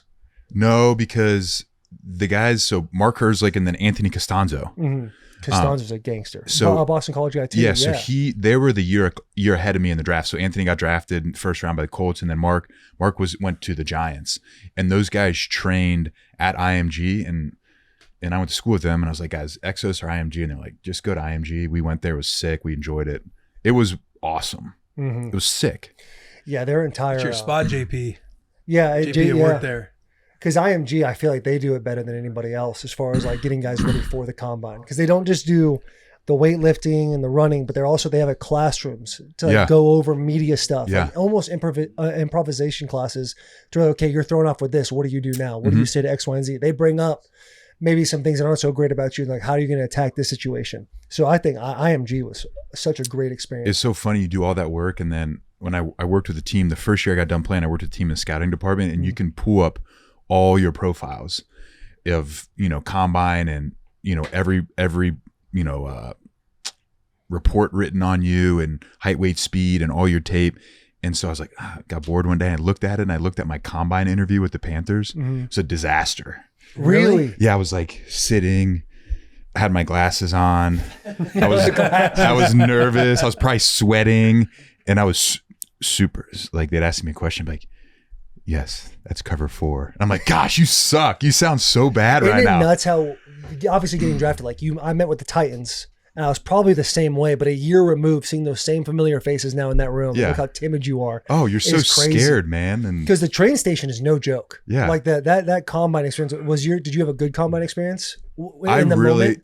really enjoyed it. Yeah. I think that first night of those interviews, because you have the train station, which is like, they can just come and grab you, obviously. And then the one-on-ones where they put you in the room, where it's only 15 minutes, and the first 2 minutes, 3 minutes are them introducing themselves, and the last 2 or 3 minutes of them you leaving. Right. So it's only like a 10-minute window, and then they're peppering you with questions, and I'm nervous. Terrifying. It's your job interview, and you're trying to Right. put your best foot forward, and I was just nervous, and I was sitting in there and I was like, I would not draft that guy. Yeah. Well, what the combine is so crazy is everyone sees what happens when you're running and benching and jumping and all Yeah. that. But really, all the scary shit happens Oh, that's those 3-4 days prior. The running's when easy. you get to go run, you're finally like, thank God it's over. Yeah. Because you get there the first day and it's like kind of introductions. Hey, this is how it's going to happen. This is your lanyard. This is how the train station works. This is how your official meetings work. 4 a.m. you have a piss test. Yeah. So it's like the number one rule is like, just do not miss it. Yeah. And make sure you don't pee. So I remember I was roommates with Zach Martin. Yeah. And we took shoes and we put it on top of the toilet seat just in case you wake up in the middle of the night and try to go pee. And we would be like little accountability buddies. Make sure we're all up together. Yeah, which is getting nice, though. rolling. Yeah, it's what you need. Because you're nervous. Because you're up at 4 a.m. for a drug test, and then it's meetings all day, MRIs the middle of the day, and then back to the train station, everything else. Were you a weight guy? Did you have to keep weight on? I was always a guy that had to gain weight. Yeah, so they get you there, and then you can't eat as much as you typically do. Yeah. There's no scale, so then when you have to go weigh in, you don't know how much you weigh. Right. And they're like, Luke, you need to be over 240 pounds. So you're just in there chugging. And they have the worst fucking snacks. Like it's all like Reese's cups and Skittles and shit. Yeah. You're like, I guess this is what I'm doing. I got to right do now. it. I got to drink. I got to eat something. Yeah, But it IMG was. did a great job having like food waiting for you. Oh, They have it was- themselves a little area where you go They and had a stuff your backpack face. and they just stuffed it with Yeah, everything. I'll tell you yes. what, the combine I loved it. It was so cool because you grow up watching it. Mhm. You don't really grow up watching training at IMG. Like you don't really understand that, but you grow up and you watch these guys run the 40 and jump and bench and do all that stuff. And then you get there and you're like, this is sweet. I get to do, it's like your first step to the Did NFL. you have to do Yeah. a shitload of MRIs? I had to do it. I had to do them on my knees and I had something on my elbow, but like not a ton. I was pretty lucky. It's funny too how much everybody, because I know Levante, him being like an undersized guy, guys just obsessing over hitting a certain weight Got to weigh Yeah. in, just so you hit the metric. Like Levante always played like in the like 220 to 225, Mhm. but he's like, I have to be like 233 pounds. Isn't that crazy? Yeah. I never weighed 240 ever again in my life. Yeah, Right. but on that little stat sheet it says 240. 242, and you're like, oh yeah. dude. cock. Don't skip me a pound when you, right there. Yeah, when you step on the scale too and you saw 242, how juiced were Well, you? that thing kept ticking up, Yeah. and I was like, yes. Dude, you know what? Another thing that's kind of a sleeper. Did they have the little egg pods? Yeah, you do that afterwards. Yeah, so we would do those at IMG like every couple of weeks, like as Yeah. if anything's gonna fucking change. But Yeah. like, my body fat would be like, I don't know, like 20 or 19 or something like that. Okay. But it had to be in those rooms, they had to have a certain pressure for those Yeah. things to read correctly. Yeah. So when I got to the combine, they had like this open room where it was like being opened and closed a bunch. So my body fat was right at like 15%. You're like, yes. I'm like, oh my you God, thought I made a yeah. 4% jump in a week. That's crazy. I thought I was I killing knew them. I've been on my shit. Yeah, I've been on it. What was the most nerve-wracking part for you at the combine from the like athletic standpoint? Oh man, probably the 40. Yeah. Because that was the question was, how much are you going to weigh and what are you going to run? So I actually had to run it. I ran the 40 3 times. You mess up on one? So the first one I run, it goes really well. Second one, because you can't see it, you got to find ways to like get it. You look at your phone and somebody texts you, Right. but it's They not. don't do that anymore. Do you watch it now? No. Now they have people in the stands and they show your 40. They showed on the Oh, board. that's kind of nice. Because it was the same way for me too, where you'd go up and like a couple of the guys are like, hey, what I run? They're like, they're saying X, Y, and Z. Yeah. Oh, let's fucking go. So then second one comes up, and when you get in that 40 start, there's holes because everybody's been there. So everybody takes like the same like first 2 steps. Mm-hmm. So there's kind of an indentation in the ground. And I was off just a half step to the left. And I took my first step out and I stepped kind of in the hole sideways. And I turned right real fast and almost ran into the laser reader and then straightened it out. And I ran like 4.9. And I was like, oh gosh, that was But terrible. you said that was the second one. That was the second What one. was the first one? The first one was like 4.5, and then I go 4.9, and this guy comes up to Man, me, y'all are the same. and he's like, yeah. He's like, hey, you're gonna probably have to run another one. We got a bad reading on either the first or the second one. And I was like, oh no. Did you know at the point too that you ran a 4.5 in the first one? Yeah, I knew I ran well, and then the second one, I knew I stepped in the hole, and I'm like, okay, this kind of makes sense. So then everybody had to go run their second one. So I was the last guy after the last guy in the line to go run again. And I ran it again, and I looked at a guy. I was like, "How was that?" He's like, "You're gonna be good." I was like, "All right, perfect." You'd be good. So Yeah, you'd you be were in good. the 4-5 range. Yeah, there- he's there like too. the middle one must have gotten messed up, but it was I stepped in a hole, or I stepped Yeah. my step was bad or In a little something. divot Yeah. or something. But you know, it's so nerve wracking. That's So just you like the didn't only get thing yourself that a tan at matters. all either. What's that? You didn't want to focus on getting a tan before the combine? No, of course not. No. Hey, you look faster that did way. you ever No, test? Did yeah, you ever white test lightning. in the 4.4s No. at IMG? I don't think we ever really ran. I think we ran a 40 the first week we were there, Yeah. and then everything was just segmented out. Yeah, So you work on starts, flying 20s, Flying 20s, you know, flying 40s. So you Yeah. never really get a true number for what you're going to run, but you have an idea. Like I felt good. I felt strong. I felt like my starts were good. And then it's like, just go. I look so stiff running it, but I know because at IMG You're trying to do everything when you're right. training. You're like elbows and this and that and relax your face. I remember I ran a 40 when we first did the 40 at IMG and I was like a 5'1". yeah. I was like, there's no fucking way. I'm a sub 5 guy, no doubt. But I was like trying to like mechanically do exactly what they were saying the whole time to where it was just awful. Part of me thinks that they click it a little bit slower. I thought the same. So they're thing. like, "Oh, you ran 5.4." So then Yeah. when you run 4.9, they're Yeah. like, "Look what we did." half second faster. we're the greatest things. They ever. were unbelievable. There's- Lauren Seagrave was he there? I Was he the believe track so. guy? Yeah, He was yeah. unbelievable. Older guy, right? Yeah, he was always wore orange. always wore orange. She had the really shiny shoes. And then who was the chick from London? Did you have the girl? Yeah, she was She was awesome. a gangster. Awesome. Yeah, she was a great running coach. I can't remember her name right now, which kind of sucks. It was. I had a ton of fun. Like everything that they did, there was a reason why they did it. It's not like we just showed up and they're like, "All right, you're gonna do this." And Right. And I remember running like the short shuttle. It was footwork. Mhm. It was like 7 or 8 steps. Yeah. Right. and It's you all just- down to. You're talking yeah. about the 5, 10, L 5, drill. or the 5, 10, 5. Yeah, because the 5-10-5 was like 2, 3, 2 or something like that. Something like they that. had like numbers to it. Where you're like, okay, If this you were somebody really who could fucking like helps. skip over to the first 5 and just get in like 2 Yeah. steps, you're like dialed Yeah. in. Yeah. Yeah, So it was exactly. amazing. Like all that stuff that you put in for, you know, there's Lauren Seagrave right there. That Yeah. he is awesome. He was great. Dude, so I don't know if you felt this way, but after I ran the 40 and I got the time that I wanted, it felt like everything else was just cake after that. Yeah. Yeah. Because it's so stressful when you're standing up. Because we had, what number were you? Do you remember for the combine? Oh, I don't. So what I was 13 maybe? I don't know. Yeah. 19. 19. I was 23. Okay. And my whole thing was like, I just don't want to go first. Yeah. So I was like, oh, I'm 23. Last name's Lewan. I'll be solid. Well, they broke it up Oh, into yes. 2 groups. Yes. So it was 1 through 22. Oh, So no. I was the first guy to go in the second group, and they're like, we're all kind of warming up. Everyone's so stressed out. Yeah, that's, You look that's my good. Beyonce walk. And you see that tan. You look, yeah. I- you look yeah, I like was you rolling. look like you're about 15% right there. Yeah, that's what the body comp said. But that chick, that I can't remember her name, the one from London, she's like, hey, when you run, go to the back of the platform and have your Beyonce walk. Like the whole combine, everyone, you're waiting on everybody. Yeah. But once you do that, it's now your time. You take as long as you need, whatever. And so I took Dude's all the like time that. in the world because my heart's racing right there. My little gazelle legs. How good did you think You see your a walk step on the was? back too. How'd you think your walk was? You give it a thumbs up? I or- knew. I was thinking about, okay, steps. You're moving your little feet back, and you're just thinking, please don't get called back on this start. Yes. That was what I was most nervous about because learning from IMG, they basically tell you like your first start's gonna be your best one or your first 2. After that, you kind of like your brain fucks up, like your Yeah. CNS or something. So it was once I ran that and I got back to the boys and they're like, hey, they're saying 4.9 right now. I'm like, all right, I know I'm solid. Yeah. I feel good about it. Is there a team you felt like you knocked it out of the park with in the interview process? Oh man, you know what? Not really. I don't remember that. I thought the stuff with the Panthers went really good because Ron Rivera obviously played with the Bears. My high school road roommate was Mike Morrissey.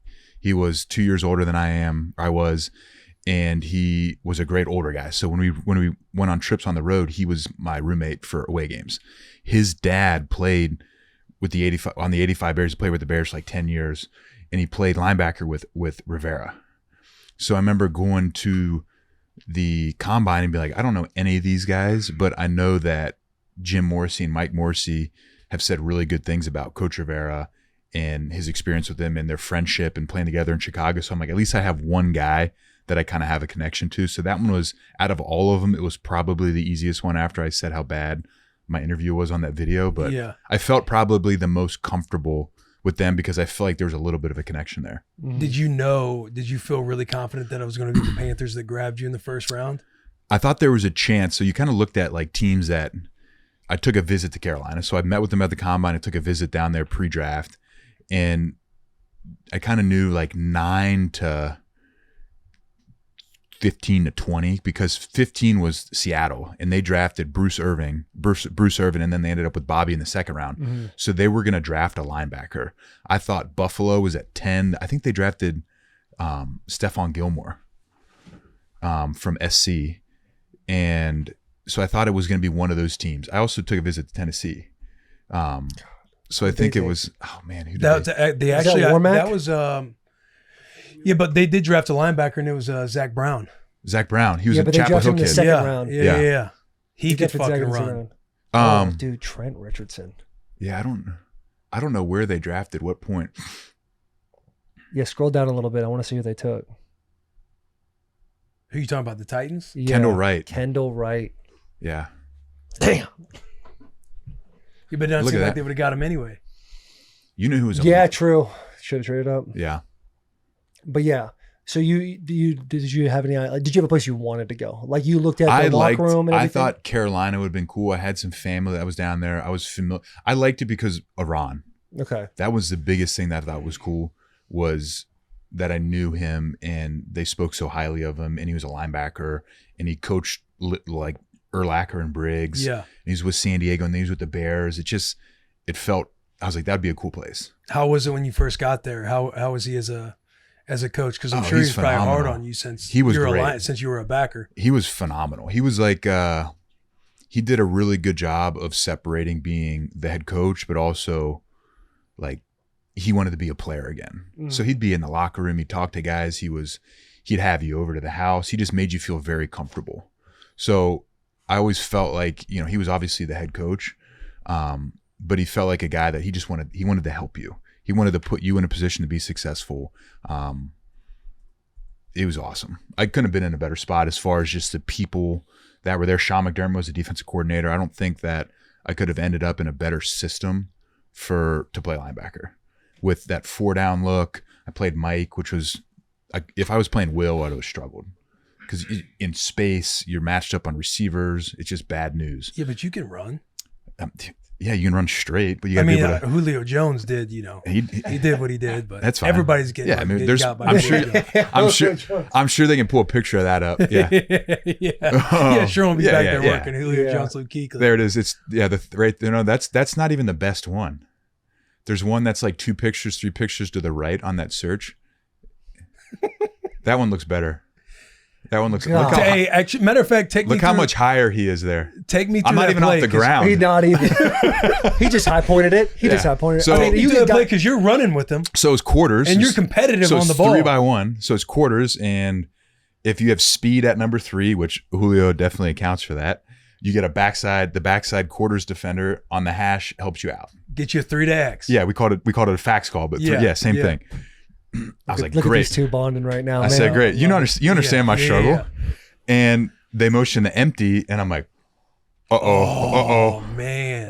So For the people listening, when they motion empty, why so is now that, there's no more fax or There's Right, no they- more help from that Yeah, quarter safety. they motioned 2 weeks, so they look how take the this safety out looks of the so. equation. This look. You know what Matt Ryan's saying right here is my guy's just better than all of you because Yeah. he looks like he's covered right Yeah, now. you are covering Julio. So I'm Jones running down the field. I'm like, man, I am in good shape. They throw that ball, and I'm like, I am in great shape. I can't see him, but I know he's behind me. I reach up, and all I hear is, and it's the ball hitting his hands, and me falling down, and my face hitting the ground, and I just hear the crowd explode. Oh, And I run, and I remember I pick my head up, and the only thing I remember him seeing is like, when these guys used to score and they go like this as they run through Yeah. the end zone. I just saw him do that. Look at me, just face down, and I'm hearing the crowd scream right now. And then I pick my head up.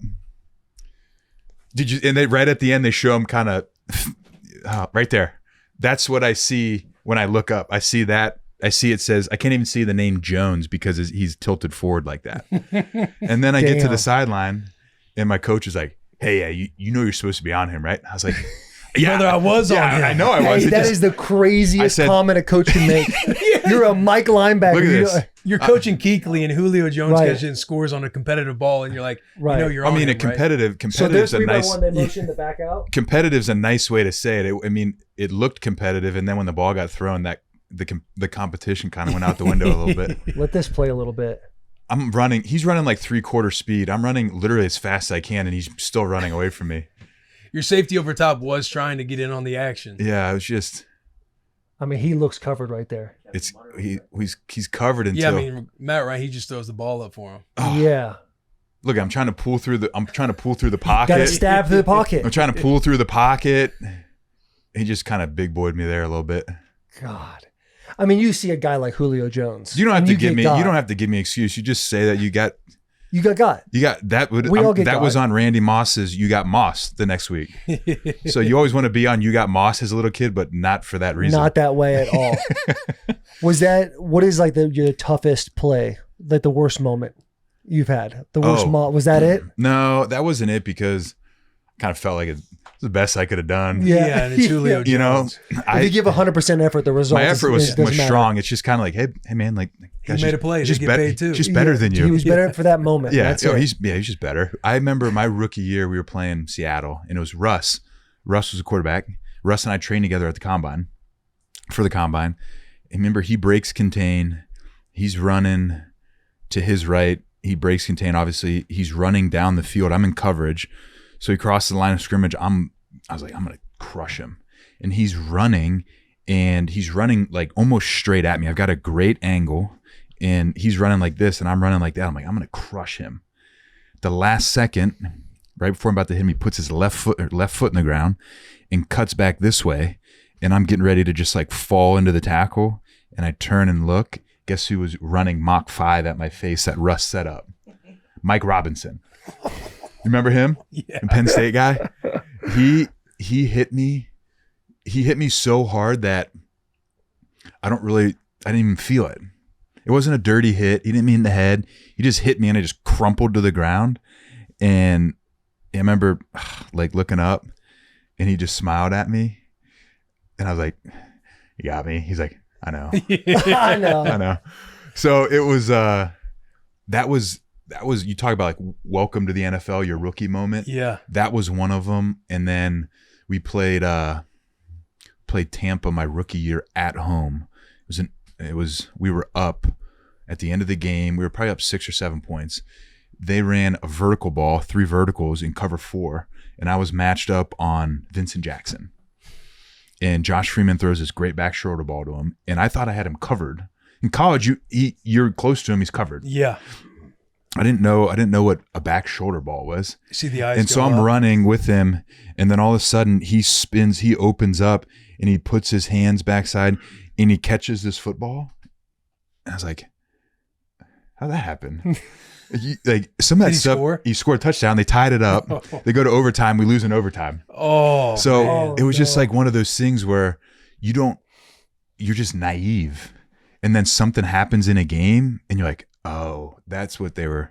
Yeah. That's what a back shoulder ball was. And that ball, I felt like I was in great position, but the ball was literally perfect. My awareness was 0. And he just put it on his back shoulder. Vincent Jackson opened up and caught that ball. And I was like, damn, that sucks.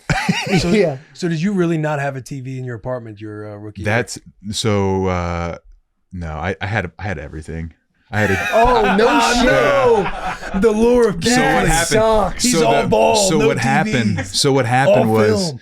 You lied. So no, it happened going into the rumor was going into my second year. I moved apartments, like in end of July. So then going into July, you're going into training camp for the first like 3 or 4 weeks of the season, and it was on the back burner to set up cable. I had my internet set up, but I was like, I don't need cable for this first like 6-8 weeks because I'm never gonna be here. Yeah. So I didn't have it set up, and somehow one of my buddies got wind of it, and it just turned into this whole thing where So that came from one of your buddies. In the locker room. it came in the locker room like, hey, did you watch, like somebody's like, hey, you've been watching whatever. I was like, no, I don't have the cable set up in my TV in my apartment yet.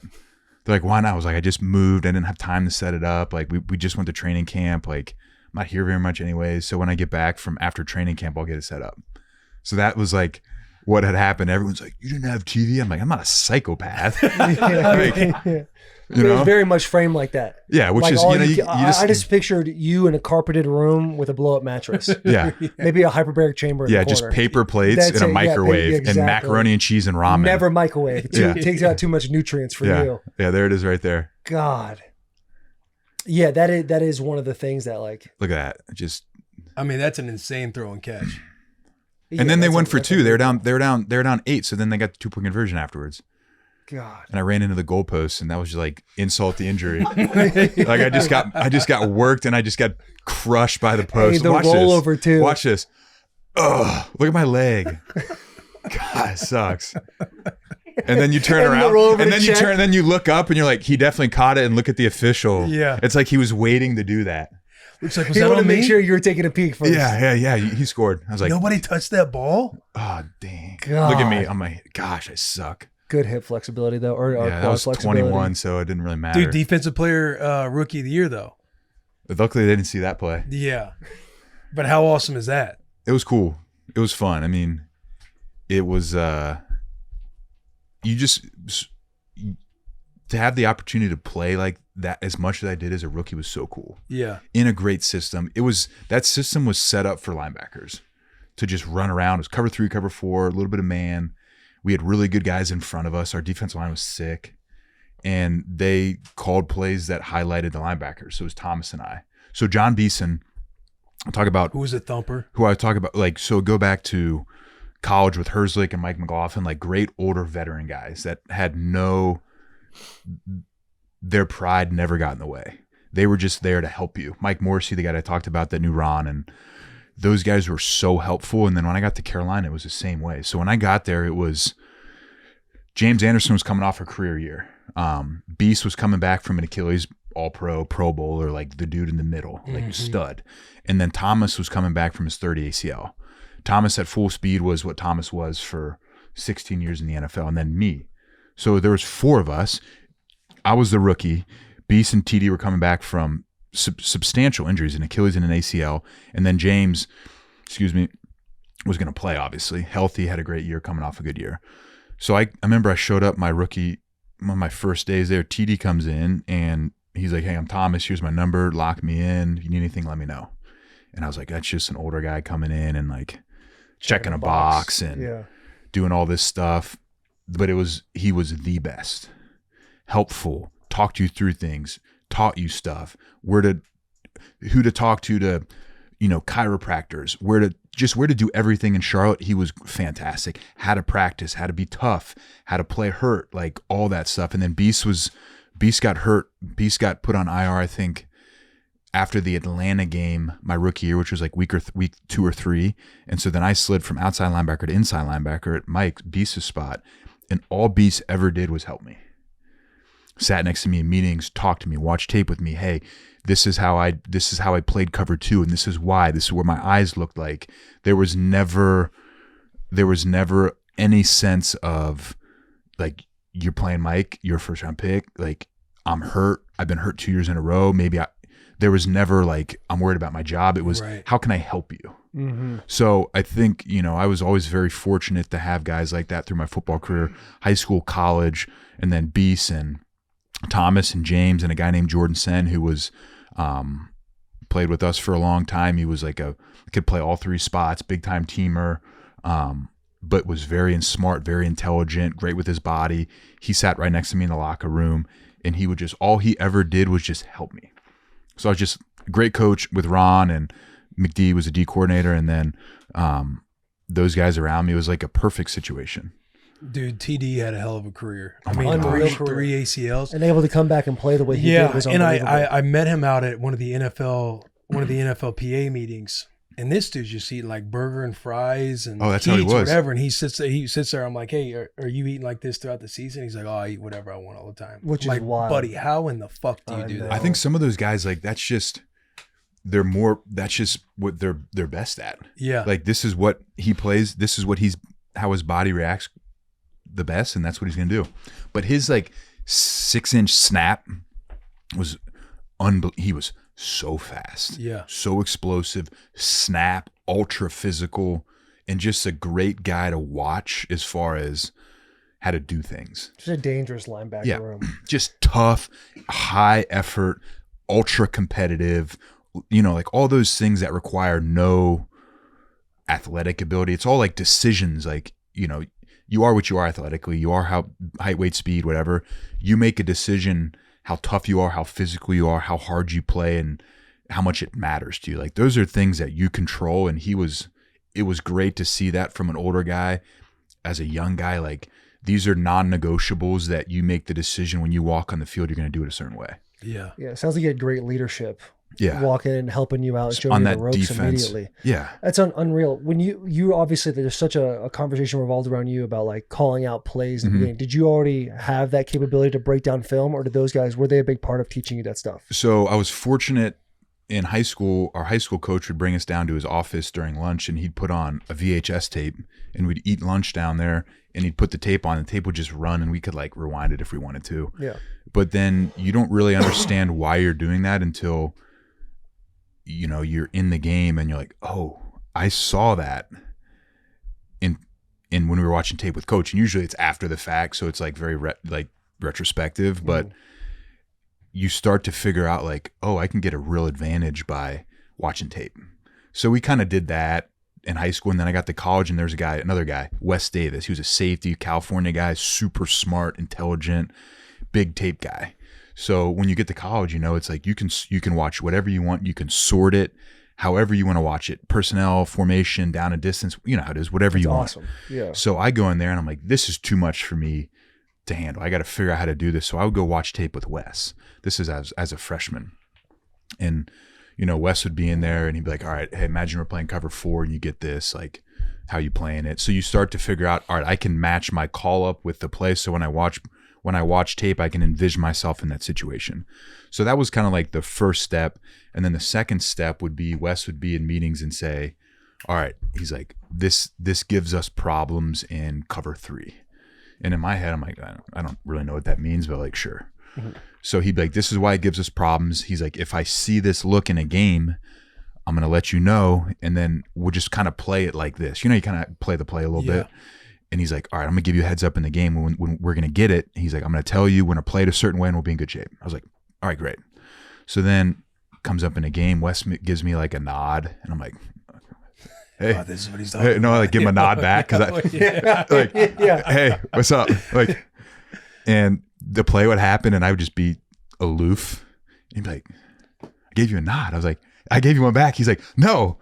That was the play. That was it. So then just slowly over time, you're like, okay, now I understand why he's watching tape. So you watch tape, you understand situations, and you pick stuff up and you accumulate knowledge. And over time, you just understand like, this is how teams really want to run the football. This is how it matches up against our defense. These are the top formations. I mean, you know how it is. It's like if it's 2x2 and the tight end's on the line of scrimmage, their top run concepts are probably this, and this, right? Mm-hmm. And once you know that, then it's like, all right, so if we're in an over front and they run that first run play and we're in this defense, who's going to block me? Okay, this guy's going to block me. All right, say they run the other play in this same defense, same front, boom, this guy's going to block me.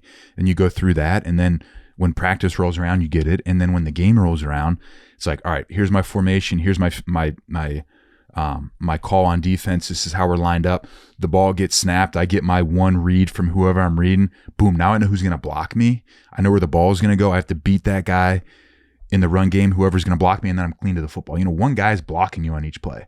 So if I know top run concepts, I know how it fits within our defense, I know where I line, I know where my stressors are, the ball gets snapped, I read, boom, now I know who's going to block me. Now I already have a plan of attack on how I'm going to get after him before the ball gets snapped. So then you're playing the game before the ball gets snapped, and then everything just slows down as the ball gets snapped. God damn. So I fucking love it, hearing you dude. talk it was ball. just because you got to like, how it is. You got to, this is a bad play right here. So I remember exactly this play. I like to see this one. So Andy Gallick's the center. You guys ran, it was like a split zone look. Split zone, hang on, we're in man coverage. And we're in it's an in and out. So with the safety down here. Yeah, so TD and I are like the in and out guys. So my guy goes back across the formation, the tight end. I got to fall back in pass game. Right. But if it's a run, I got to stay front side. So it was a run. I see the guy go back across the formation. I fall back, and this ball stays front side. And look where it hits. I get blocked by, I think, Andy Galax, the center, is a BC guy. Looks where it gets hit, probably right where it should be. Kind of a disaster. That's Andy Gallic, yeah. Yeah. Yeah, so Probably a disaster. this was a touchdown. I mean, there's this a was lot of Dexter, holes. Dexter McCluster on this touchdown here. So what is this, 2015? Yeah. We were bad then too. How would That was your a 3-13 year for us. How did your prep develop like in the league? Like, Yeah. how are you breaking down each day? Like on Monday, are you first, second down? Yeah, so- run What's the and schedule pass look like? conflicts. Yeah. So like Monday was, Monday you come in, you get a workout, flush, watch the game from the night before and or day before, whatever, make your corrections. And then I'd always watch 2 first halves of the team that we were playing and just get like general feel. And I always feel like first halves are better because you got to feel for who they were. right. So like What think they're about, calling, or like think about situation. like, say we're watching the Titans and I watched the whole game. Maybe in the second half you guys are up big, and so now you guys are running the ball a little bit more. Maybe the pass game's not as aggressive. They're different than what they want to be coming out. Right. Versus in the first half, like your first 15, your first probably 25 plays are things that you guys have really thought about, your top concepts, stuff like that. So I'd watch 2 first halves and just get a feel for like, what do they look like up front? Are they like, for example, we play the Falcons, right? Alex Mack, like big, athletic, smart, rangy, move. really good player. I'm like, damn, I got my work cut out for this guy. And then you go, in the backfield, it was Tevin Coleman. He's like big, kind of a slasher, like one cut, wide zone type guy. Devontae Freeman is like a little bit of shake, good burst, could run, physical, not a real big guy, but gets lost and like is a firm, really good. I thought he was really good. And if he could speed you up, slow you down, run through you. And then you look on the outside, Austin Hooper was the tight end. And then it was like Roddy White and Julio Jones. You're like, all right, boom. So like, this is how they look up front. This is what they look like in the backfield. Like, we play the Falcons. You don't really need to watch Matt a whole lot because you got a really good feel for, we played him twice a year. Mm-hmm. He's Matt Ryan, you don't need to take a ton of notes on that, but you get a feel for, all right, Kyle Shanahan, wide zone, shifts and motions. Yeah. They're going to try to get you in a compromised position. They want to run the ball to the bubble. So that's Monday. And it's like click through stuff real quick. Tuesday Now, are comes you a big notes guy, or are you just notes, because that helps me. If I write it, then it helps me remember. yeah? And this Monday, you're not necessarily taking notes. You're just feeling the game. Yeah, You're and I'll- feeling the process of the game. Yeah, and feel them, and like I'll write down some notes. Like if they've got a dude that I'm not used to playing against, or I haven't seen a lot of them, like I'll be like, offense line moves really well. Center 51's a really good player. Running backs, this is how these guys feel. Because I always felt like with running backs, if you don't play against them a lot, you don't know how they like feel on contact. And I didn't like that. Like I want to know early in the game, how do you feel? Are you firm? Like stuff like that. And I felt like that was one thing that I always wanted to watch during the week is how do they run? How do they take contact? Do they like contact? Like, are they a stiff arm guy? What do they like doing? Because then in the game, you got to have a plan. I mean, you could play Marshawn Lynch. You can't just like run in there and hope you're going to get him on the ground. So then I would take light notes on that and just get a feel, because mentally I was like, Monday was a day where I'm like, I need to kind of break it up a little bit. So if I took a ton of notes, I'm like, this is just too much mentally. Mm-hmm. So then Tuesday you come in, hit a little workout, and then I'd watch run game. So our coaches did a good job of breaking down run game based on like formation, down and distance, top concepts. And then I would go and highlight like 4 games. And then, you can sort everything. So I'd sort it by like personnel. So like, all right, I want to see all their 12 personnel runs. And like, how do they run the ball to 12 personnel? Is it 3x1? Is it 2x2? Do they like running 12 personnel and putting the tight end in the backfield? Because if so, now it turns into like 2-back run versus like if they're in a wing or double like ace, both on the line of scrimmage. Now it's like 1-back run. It's like 21 instead of 12. Yeah. So it's like a completely different concept. So I want to know what they do. And then I would break it down by like personnel group, then formation, and then top concepts inside the formation. I take notes on all those and just chart it. Cause like it took a lot of time, but I felt like if I could write it down, then I would remember it better. So then, and by Tuesday, I usually had the game plan, like first and second down game plan. So then I'd watch all that, chart everything, watch those games, and then I'd watch a full game after that, and then see how it fits. So like, when do they run it? Like, when are they 11? When are they 12? What are they like doing out of 13? When do they do it in a game? And like, what's the game flow? And then I could call defenses within that, watching that game. So, 1st and 10, the first quarter, like, all right, I'm just gonna play cover 3. So line up in cover 3, see my over front, see where I got a line, see where rotation is, and then kind of go through it that way. And then, just kind of buzz through it like that. So then you get a feel for how they want to run the ball out of formations. You get a good feel for what they are. And then you see how it applies to the game and how they get to stuff. And then I can apply our first and second down game plan to that and just run through that. And then Wednesday after practice, I do the same thing, but with first and second down pass. So break it down the same way and see how the run game matches with pass game. What conflicts you could potentially be in. And then like you start to figure out, like, are they a formation-based team in the sense of, do they run plays and pass plays out of formations? So regardless of what the personnel is, like if it's 3-by-1 wing, they could run that at 11, they could run it at 12, they could run it at 13, they could run it at 10 if they wanted, but it's the same run concept. And they're just looking for the best matchup within personnel groupings to run that run play. Right. Or are they a personnel group team where in 11, these are their top 5 run concepts. And then in 12, they want to run this. And in 13, they start getting heavy. It's like short yardage. They're going to play 2 heavy, a wing and a backside tight end. And it's going to be like load power, counter OY, 3 poolers going somewhere. Or are they just, like I said, a formation-based team? So then as the week goes on, you get a feel for what this team wants to do, why they want to do it, how they get to it. Are they a shift motion team?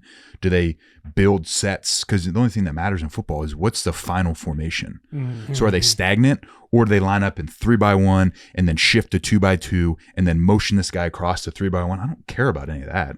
I just want to know what's the final result. What's the final result of the formation is what I want to get to, and how do they do it? So when the game comes around, you're not like, oh, well, it's 3-by-1, but I didn't anticipate them getting to it. Like, no, I already knew that they're going to be a heavy shift, heavy motion. My brain's already turned on to it. So when they start to move guys, it's like, I've already prepared myself for this. Yeah. And then third down, you just watch it by, down the distance. Right. And then watch another game and see kind of how it all ties together. And then Friday was red zone and specials. So like if we were playing, Alvin Kamara, like we can get a lot of matchups one-on-one with him if we play man coverage. Like I don't like that matchup. Yeah, so coach, are we able to get the rat in the situation, or right, like stay in the box? And if I get put in a bad situation, I need to have a plan of attack of like, right. Does he like moving off a certain foot? How does he stem? Where does he get uncomfortable? Where's his move area out of the backfield? Where does he like going? And then so when you get in that situation, if it's man, you're like, all right, like he's a better athlete than me. He's going to probably make me miss a bunch, but like, here's my plan of attack that I've already thought about on Friday. So when it comes around in the game, you're like, all right, I'm good. Like, yeah, this is my plan of attack. And like, I feel good about it and I'm going to go attack him. And if it works, great. If not, like I feel good about what I did going into the game. Yeah. Mm-hmm. How big of a role did the TV copy? Love TV copy. Yeah, the TV copy, is that where you found getting out on like their their verbiage. checks and their verbiage and stuff like that? So I would just watch like the all 22, and then anytime the quarterback comes to the line of scrimmage, you turn on the TV copy and see what you got. Everything that he says, you got to listen to it and write it down, and then you got to check it a few times. You know what I mean? Do you remember any teams that were changing their verbiage because they essentially knew that they were playing against you? No, if I didn't know a word, I never guessed. But like, you always have to. It's always just like it's like UNTD was probably like salt, pepper. Yeah, did I tell you that? Urlacher Briggs. Yeah, salt and pepper. So that was used in the Super Bowl, and I thought salt was left and pepper was right, because salt is an L and pepper was right. No, because they had. Well, I'm just thinking white, black. You got a white linebacker out there and a black linebacker out there. They had salt. Hey, you're white. Hey, they're gonna be blocking my ass. Luke's like, hey, left. They're going left. And TD. Hey, what's crazy is I'm on the same page with you. Because inside that game, so inside the game, they said like tiger, and Matt Paradis was the center, and he said tiger, and one of the offensive linemen was like, huh? And he said, Tiger, I was like, you're going to the right. So I took that forward to salt and pepper.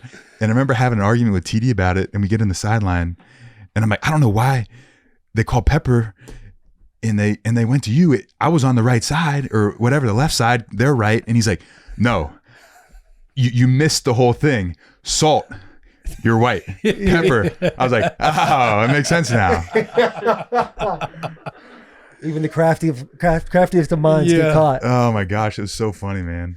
Dude, I mean, yeah, there's definitely like a crazy amount of you calling out those plays. Like, what do you think your batting percentage was on those? I think if you feel good about it, like I remember we played Tampa in 2015 and they had a toss play and it was Tulsa. Mm-hmm.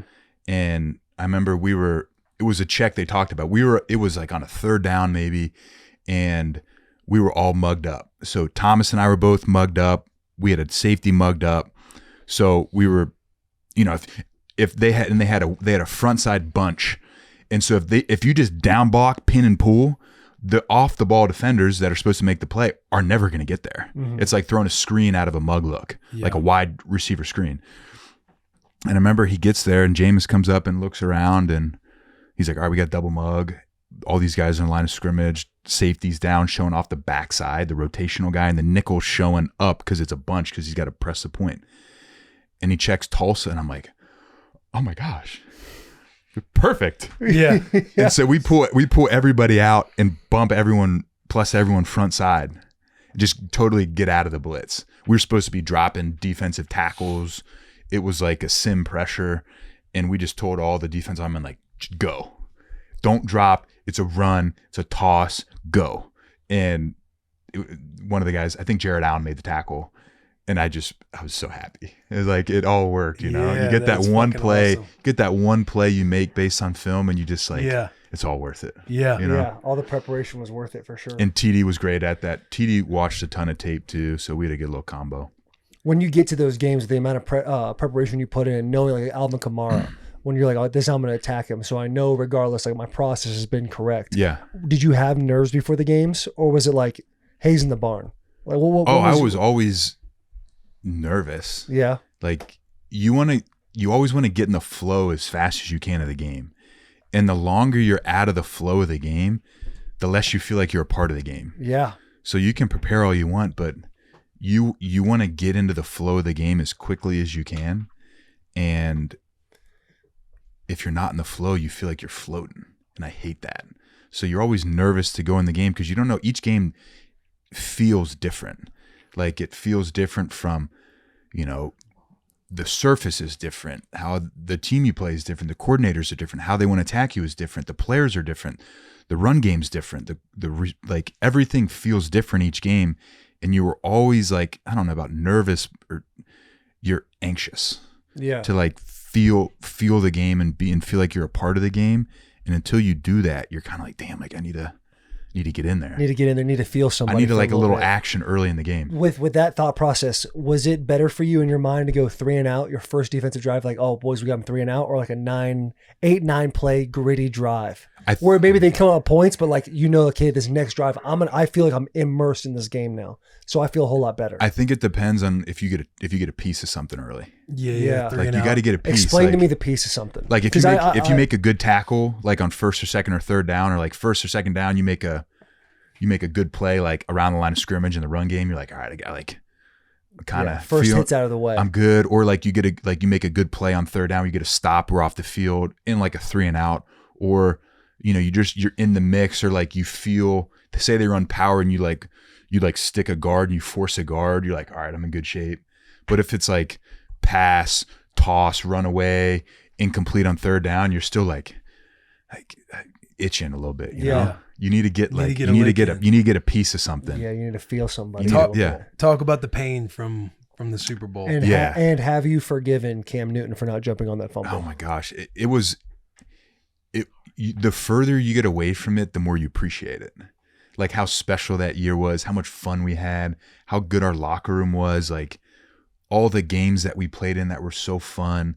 The city of Charlotte was awesome. Like the media coverage of that season in the locker room, it was like anybody that was anybody reporter-wise was in the locker room every week. We didn't lose a game until Christmas. We played on Thursday. We played, yeah, here we go. Played on Thursday night in Jerry World down in Dallas on Thanksgiving. Oh, buddy. I'm sorry to interrupt you. Yeah.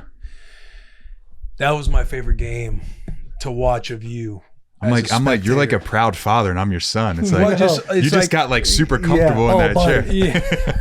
Because Will talks about the Cowboys. He usually has a dim light on it, so it's nice to see him light up with the Cowboys. Yeah, just as a backer and appreciating and respecting the game that we played. Like getting to watch that Thursday night football game. Because again, you're not like watching everybody else like when you're playing on Sundays, but knowing that there was dedicated time like on holidays to where it's like, oh, these teams are playing today. And watching you against the Cowboys, those two picks you had back to back, I sat there and I was trying to get everybody in the room enthralled. Like, do you guys understand what just happened? You being a Tampa 2 player and them trying to run you out, clear you out for that deep dagger by one, and you coming down to pick it off after you already have your responsibility taken care of. That is art. Oh, you're kind. Coming back the next series and knowing you're in a cover 4 responsibility with Witt as the tight end, and they're trying you over the top without any safety help, and you picking that ball off, getting your head around, that's art. I just want you to know that I need you to hang around me and talk me up a little more. Obviously you have all the accomplishments in the world, but just like some of those plays and you just talking through Tulsa, knowing you're mugged up and everything else, I appreciate the art that you put on display. It was. I appreciate that. Sorry, I'm getting real juiced up right now. But these plays right here, boys, like you guys need to lock in. The guy that made the play was Thomas.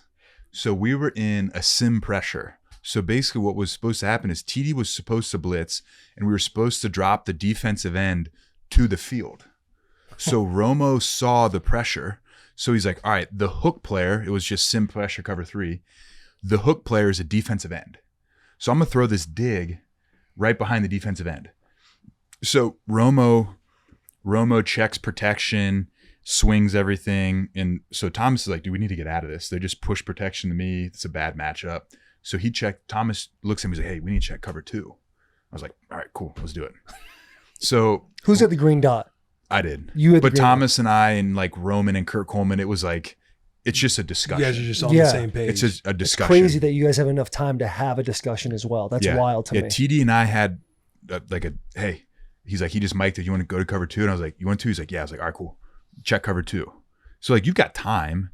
And then this play is like one of those plays that you talked about. Like, you always want to get this play in cover 2, and it never works out that way. Right. Like either you're a backside hook player or you're blitzing or it's man coverage. And it's just one of those plays where it's just right place, right time. Like it happened. And you're taking a shot. Oh yeah. You're like kind of like you're trusting. Like, look at Witten. He's wide open. Yeah. But again, you're trusting can you go back to the top of the play? And a lot of it starts too with, it's like you starting high and trusting that, all right, Romo's went through this progression to where now I'm going to take a shot and leave the middle of the field to go pick off this dagger. The other thing is Benet Ben-Wickery is playing. He was one of our corners. He was playing I think this is him at the bottom of the screen. If you don't get a good jam on that guy, then I can't see the release. So the release by one, if he inside releases and you get a clear out and then a sit, look at the jam.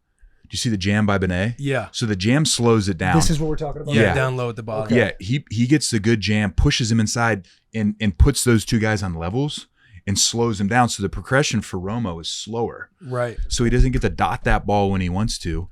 But I get to see inside release by one. I can see the sit by 2. And then once he puts his foot in the ground, I'm like, all right, I'm clean. Like, I'm good. Because I know that once his inside release is coming, he's probably going to run an in cut, and that's going to push Roman to that over. Right. So then you're like, all right, but then you're, like you said, you're kind of taking like a calculated chance. Yeah. So as the Mike backer, you have the middle of the field. I mean, Tampa 2, you basically got to bail out and you're deep. Yeah. Okay. And his back's to the quarterback. So again, he's taking like a calculated risk just coming out of the middle of the field. Yeah. And so why and it's so why funny, at that the point, hook player, it's like you're jumping the fat lady when the pretty one's behind you. Why at that point are you like, okay, I'm safe? Because your safety is now coming back over the top to help you out. Yeah, and you kind of know where that ball is meant to be thrown. The ball is meant to be thrown to the dig. Got you. So like, because Romo in his mind is still thinking you guys are in a simulated pressure where the end's going to drop and that guy's covering him. I think he probably knows at this point that we're not. I just think he probably is like, all right, I got Tampa. the hook player jumped the little in and out route, the whip route. So I'm just going to throw it behind. Right. So I had a little bit more time to kind of feel it out because Benet got such a good jam. He slowed the progress of that guy, really got him inside. So like it's one of those things, like you don't just make the play by yourself. Really good jam. Right. We had really good pressure that whole game. We hit him a bunch. So like that clock gets sped up. And then Thomas, great awareness by him of like getting out of that. Yeah. You You, know have what I'm saying? incredible quarterback answers of shouting out the team throughout the entire of course. answer. I mean, It's like what Romo's seen is like he knows as the hook player sitting there, he's like, oh, this is 100 out of 100. I'm going to hit this clear. I'm going Right. to hit this dig over top. Because you of him. can see right here, even with you covering the Tampa guy, like that almost seems a little open to me, but he's going right here. yeah. And that where him, he's like, oh, there's no one. Because he's expecting you to still go up the middle of Because the field. yeah, because avoid in the middle of the yeah, field. the nickel is moving out towards that whip. So that ball is supposed to get thrown between the numbers in the hash, right? That dig. That's the dig window. So he's like, I'm in good shape, you know? Yeah, good And I'm sure we're not protection, too. able to show the screen like during the YouTube. So anybody that's curious, it's Tony Romo throws an interception to Luke Kuechly. Look that play up. Yeah, showing like stills of it. You'll be able to show Yeah, stills. show stills. Yeah. because that is art. Like that's the beauty. That's the game within the game that kind of like people see and they're like, wow, Luke Kuechly's amazing. But for you to like give us what TD was saying, the jam, all of Yeah. that, like that is Well, it's that's all good just- football. it's That's all a just good 11 pieces. guys What getting were you gonna after say, it. JP? Say it's so funny how he's like, yeah, you know, we had time. He bumped him and put him inside. He gave me more time. It's like this is happening in 4 seconds. Yeah. Yes. Which is just so crazy because you're not supposed to be anywhere near that ball when it's thrown. Yeah, it's cool. It just all fits. It like all fits together, Mhm. you know? Was there, and I hate to bring this up again, any chatter about Cam Newton not jumping on that fumble? Honestly, no. No one ever I- whispered. No, his toughness, we never questioned it. The guy never complained. He's the first guy in every day. He worked so hard. Never yelled at guys. Never threw guys under the bus. Like you talk about a dude that just all he wants to do is play football. Mm-hmm. And that was just a bad game for us. We just didn't play. We didn't play our best game that Bro, night. Yeah. Seeing Cam Newton on the field, there's Gigantic. like a few guys. Calvin Johnson comes to mind, but seeing Cam Newton dressed and on the field is He looks like a creative player. yeah, he's like an action figure out He's there. like all Yeah. of 6'5". Everybody's Calves, 6'5". Bro, Just he's taller than massive. 6'5". We Yeah. saw him at Power Slap, and he was eye to eye with me. I felt like he was taller. Must He's have got been that wearing, hat, like, too. stilettos He's or got something. the hat. He's got the hair hat, now. yeah.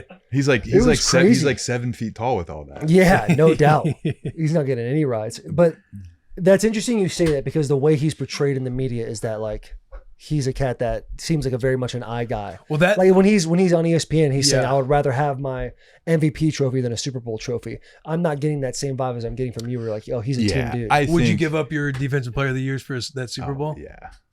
The Super Bowl is like the mecca, man. Yeah, it is. You know, that's all you want. It's not even a question. You just want to win a Super Bowl. But He looked at you like you were dumb right there. He's like, what are we I talking tell you about? what, toughness, competitiveness, love of the game of football, love of the Carolina Panthers, like Cam. Just tough. You never questioned, is he going to play hard? Like you never question that. You might question like, what is he going to wear? But the dude competed. He played so hard, loves football, just tough and competitive. And it also clearly he knew what was going on, but it's like that what is it, that clip of that play where somebody's trying to call out something. Somebody's trying to call out something. He's It like, was I see what Clay. you're trying to do Yeah. here. Oh, you like that? Watch this. Yeah. Oh, that was Clay Matthews? Because Clay's like, That's watch that right. wheel route. Watch that wheel He's route. He like, goes, oh, that's- you watch film. Yeah. Me too. Watch this. Yeah. And he threw that ball to McCaffrey. But Yes. like it's interesting. So Cam, it's like he remembers like everything. So they had a signal. Him and Greg had a signal for like it was like a route that he ran. Yeah. And Cam's like, hey dude, like we got to switch it up. We've run this too many times. Like everybody knows what it is. And Greg's like, all right, what do you want it to be? And Cam's like, I don't know. We did this like 4 years ago against Atlanta, and it was like the third quarter, and you know it was like 10 minutes ago in the game, and 10 minutes ago in the third quarter, and I gave you like this signal, like I don't know, that's cool. We just want to do that. Greg's like, whatever, yeah. And like I like went and looked it up, and I was like, whoa, like He was spot on. he was like pretty daggone close, yeah. So, but him and Greg had a really good connection. Like Greg has such a great feel for, space and timing and windows, and just he was really good at a lot of things. Great. He was big. He'd catch everything, could run, block, never came off the field, but he had such a good feel for like where to be, how to get there, how to stem guys. Like he was so good at that. And Cam and him had such a great connection that they could just kind of look at each other and they both knew what was going on. They'd line up in this set. It was a 3x1 set. So Greg, they called it 1x3. Greg was backside. And you could line up in cover 3, cover 4. It didn't matter. It was basically man. Because it was just Greg in a corner or a safety by themselves. And they just look at each other and figure it out. And it was really cool to watch. But a lot of it was just Cam's super smart, remembers everything, tough, competitive. And it was fun to watch him and Greg play with each other. How was it being in the mix of the Odell Beckham and Josh Norman? Oh my gosh. Peak. That was like peak Josh Norman. Yeah. Yeah. And that was part of Josh's game. I remember when we played Dallas, him and Dez were going at it the whole game. And that was part of Josh's game. And, we were in it, and I'll tell you what, they let those guys play a little bit until there was like 1 or 2 instances where like they had to separate them. Yeah, like Odell went head-to-head missile shot after a play. That one wasn't, that was insane. That one wasn't great, but that Josh was another guy. Josh, great feel, smart, unbelievable ball skills, and ultra competitive. So that was a great matchup for them. Josh played fantastic that year. Josh was exactly what we needed in our defense, like long, rangy, great ball skills, could compete, competitive.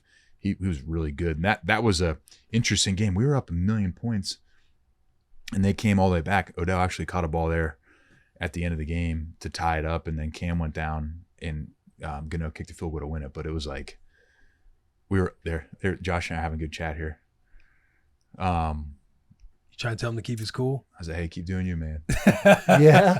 We had him at Washington. His ability to punch the ball out, the peanut punch. You learned it from Peanut. Yeah. So Josh was always around the ball. Then Peanut came in 2015, and Josh was like Josh, I think, saw that, and he's like, like I can do that. And he just it's a timing thing. It's a timing thing. It's an opportunity thing. He was just really good at it. So yeah, he was a stud at it. Peanut was awesome. You talk about a teammate. Oh my gosh. Great teammate. Peanut Tillman. Oh my gosh. I love that guy. You guys had some fucking dogs on the Everyone, Panthers, it seems man. like. That Super Bowl year. So it was cool. I mean, you He's always talking about Jared Allen too. I'm like, oh shit. Just like yeah, that. So Jared we had played him for and Carolina. we had Jared Allen and Peanut in that 2015 year, and then Roman Julius Harper. Peppers. So yeah. Pep came in. I remember the first time I met Pep, I was like, oh my gosh, it's Julius Peppers. And we Yeah. haven't even And brought dude, up. he is a monster He's just too. he's big, but he's proportional. Yeah. So like when you see him from a distance, you're like, oh, he's big because he's so proportional.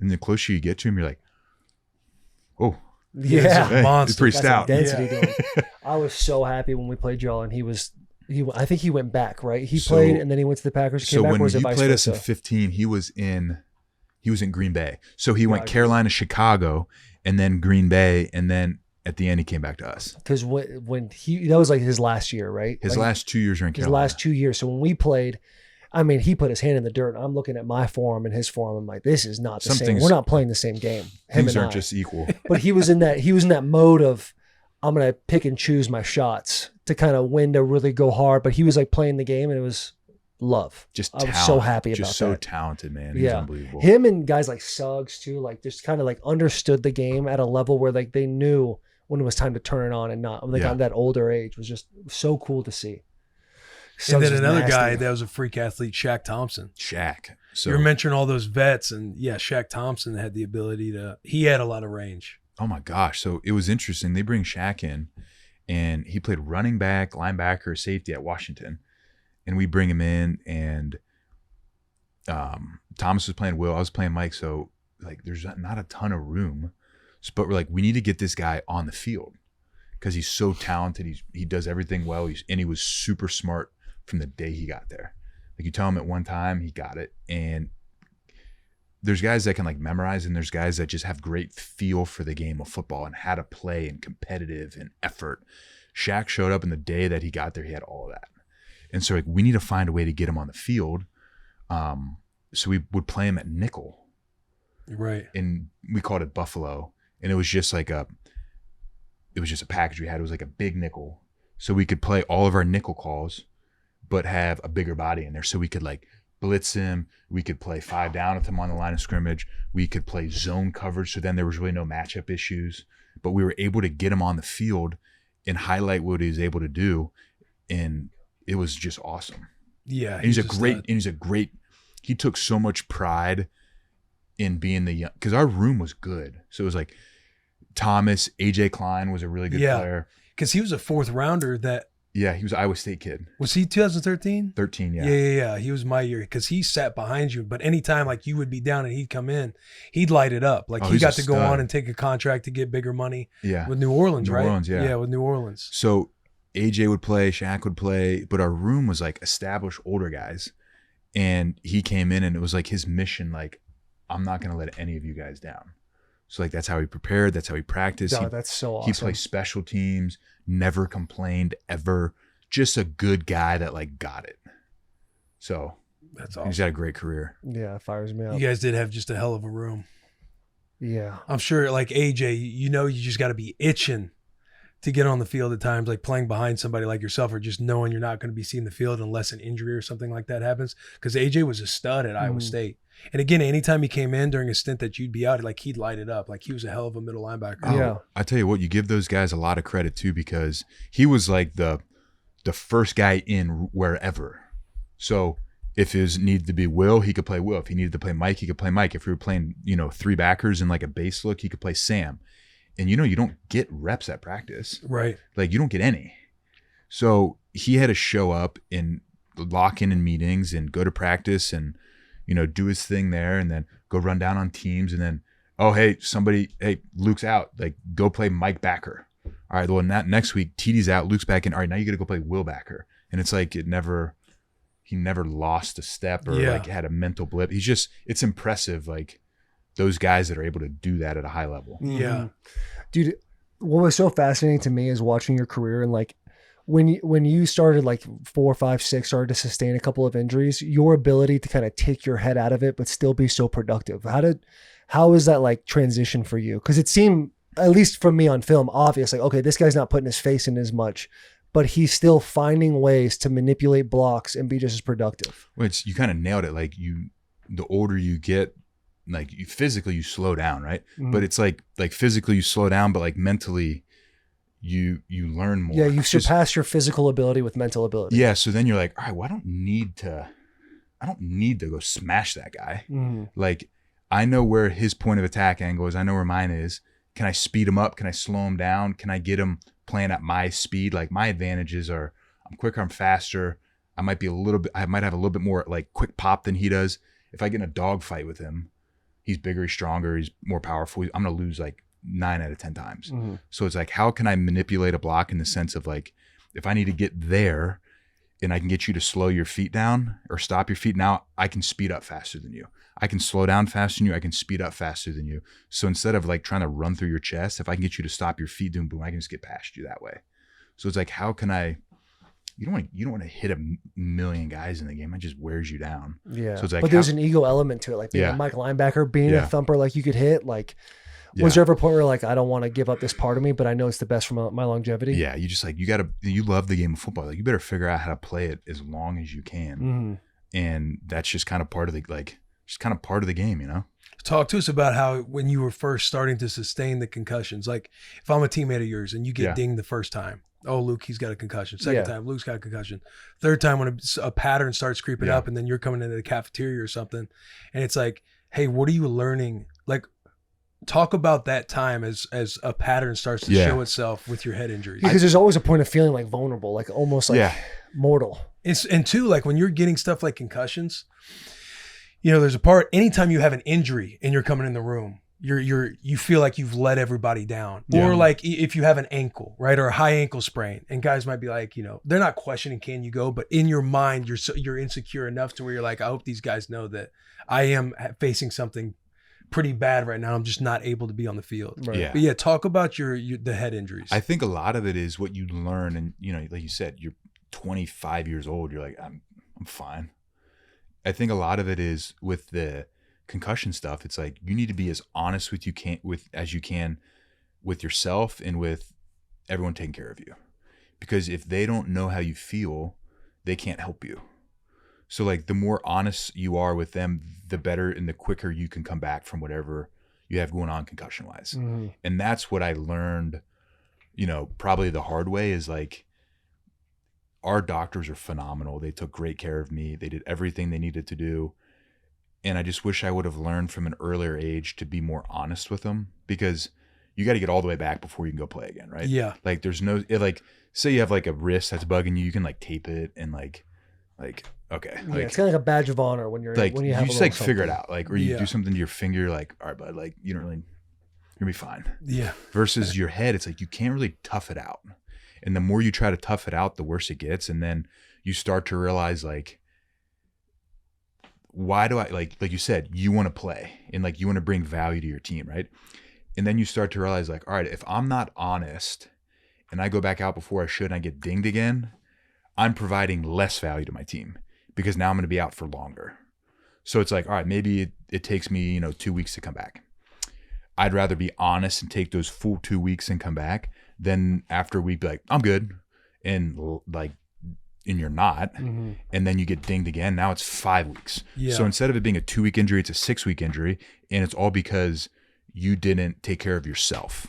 Like that's really, I think what I learned, probably not as quickly as I should have, but what I learned was the more honest you are with yourself and the more honest you are with the guys that are, their job is to take care of you, then the better it is for you, for them, for the team, for your, I just want to play football. Yeah. The faster I can get back to playing football. So it's like everything gets better the more honest you are.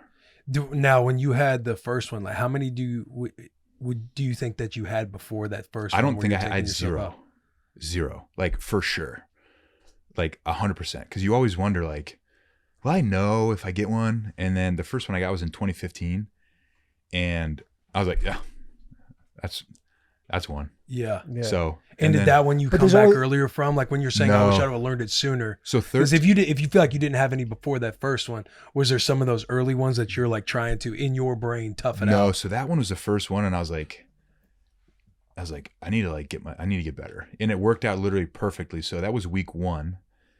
And then I think we played 3 games and we had a bye. So, you got to 2 weeks into it and our trainer's like, dude, he's like, you need to relax first of all, because you're putting all this stress on yourself. So you're not going to play next week. How about that? And I wasn't going to be back anyways, but I'd give him a lot of credit. Ryan Vermillion, he took all the pressure off me and was like, you're not going to play next week. And then the following week's a bye week. So like you have 2 weeks. So just like kind of relax. And that happened. And I was like, okay. So then I remember I went home for the bye week and I knew how to aggravate it. Like I knew how to give myself, a lot of it was, exercise based, like heart rate based. Like if I got my heart rate up, then I'd start getting like headaches. And I was like, all right, I feel really good. It was like Thursday of the bye week, Thursday or Friday. I was back in Cincinnati and I wrote up like a really hard workout. And I was like, all right, this is like it. Like either I'm going to be good or I'm not going to be good. And there's like no in between. Either I'm going to feel like crap or I'm going to feel really good. Yeah. And I hit that workout and I was like, all right, I'm good. And then I had a full another week of practice. So essentially you had like 5 weeks, you're not really hitting anybody in practice. Right. No, especially at that point. Yeah. So Usually that third week of the third week of the season. that was probably the best I could have handled it. And then moving forward, you just have a couple and you want to play. And so maybe you don't like, I didn't handle it as probably well as I could have. And like, it was unfortunate, but like now it's like you go talk to guys, you're like, dude, if you get one, like you have to be smart and you got to be honest with yourself. Yeah, it's such a difficult game you're talking about though, because you have the hindsight of like looking back. Like when Yeah. these guys, like Will and I talk about all the time, like when you're in it, there's like these blinders that are on your eyes and you're solely focused on this thing. And this Yeah. is the main storyline of your life, but everything else, like the next 40 years of your life, you're not even concerned about. Yeah. Well, and you're also like, the only thing I want to do is play football. Right. Like that's it. Like I just want to play football. I want to be on the field with the guys. Like I love playing football on Sundays. Mm-hmm. And then this prevents you from doing it. So you're like, I just want to play football. Like, I just want to play. I just want to play. I just want to play. And that clouds your judgment more than like really anything else. Is like, I just miss wake up on Sunday during football season and like just like watching from my house. Yeah. Like we played Tampa that in 2015, and I remember sitting in my apartment, like the team went down there and I was just watching it at my house. I'm like, this freaking sucks. There's no lonelier feeling than when you're injured and the team goes on an away game. Yeah. And you watch the buses leave and you're like, you Dang. feel so isolated from sucks. everybody in your life. Yeah. It's terrible. But then it's like, it's good perspective. It's like, what do you take from it? And it's like, all right, well, when other guys are missing games, like you got to have like you got to check on those guys. Like, dude, how you doing? Right. Because it's eating them up You know the how same way. isolating it is. Yeah. It's like, dude, I feel you, man. Like, just get better. Yeah. Like, get better. So How many did you end up getting throughout your career?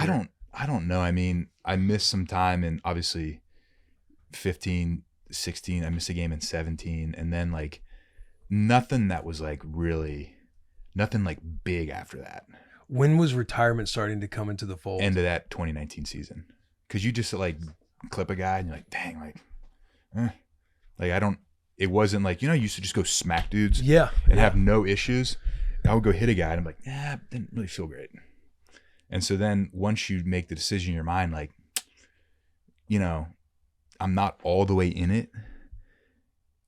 Once like mentally, were you starting to think about it a lot in 2019? Yeah, like the last game of the year, I was like, I'm done. So that's when you made your decisions. That last like game of the year. After, so it was week 16. So obviously week 17's last week.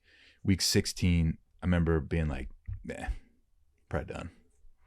So really, and was there a process of like talking to anybody, or was it just a feeling? I just remember after that game, like I was like, yeah, you don't got it anymore. Like you don't have it. What year you don't have it? Because like I'm sitting here listening to that, you I'm would like, still be playing brother, right now. Yeah, like you can't play. I would have been fine if like I physically slowed down. Like can't run as well. Like not as fast. Maybe I'm not as physical. Maybe like I don't have the same like fire. I would have been fine with that. And I would have like kind of just probably milked it out a little bit more. Like, man, I love playing. But once I knew it was my head and I'm like mentally, I'm like, dude, it's either yes or no. Like if you slow down, you can like physically, you can still play football hard and like play it fast and play with great effort. But once I knew in my head mentally, like it's not any of that. It's like your head stuff. Now you can't in your brain, in my brain, I couldn't rationalize like I can't play as hard as I want to. My effort's not going to be there. I can't be as physical. And once I knew that, I'm like, man, it's not fair to the guys in the team. And it's not fair to the coaches. And it's not fair to like the fans and myself and my family for me to go out there at like mentally 75%. Like if I got to thump a guard and push a guy back to Shaq to make a play and I'm like, and like I get widened and then the tackle's really hard on Shaq. Like that's not fair to Shaq for me to like know, especially mentally. I know the reason why I'm not stuffing that guy. Once I knew that, I was like, okay, versus like, say I'm still playing right now and I'm 33 years old and I go to stuff a guard and like that dude's 25 years old and he just mauls me. Like, I'm like, I mean, I did everything right. I tried hard. I prepared in the off season. Like I gave it everything I had. That guy's just a young dude and he just beat me. Yeah. Versus like in my head, I'm like, I didn't take him on as like, I didn't hit him how I should have. Like, I'm not with that. Like I couldn't do that. Yeah. It's you know knowing that your effort wasn't 100%. My effort wasn't there. And like, that's not fair to like the guys on the team. So I was like, all right.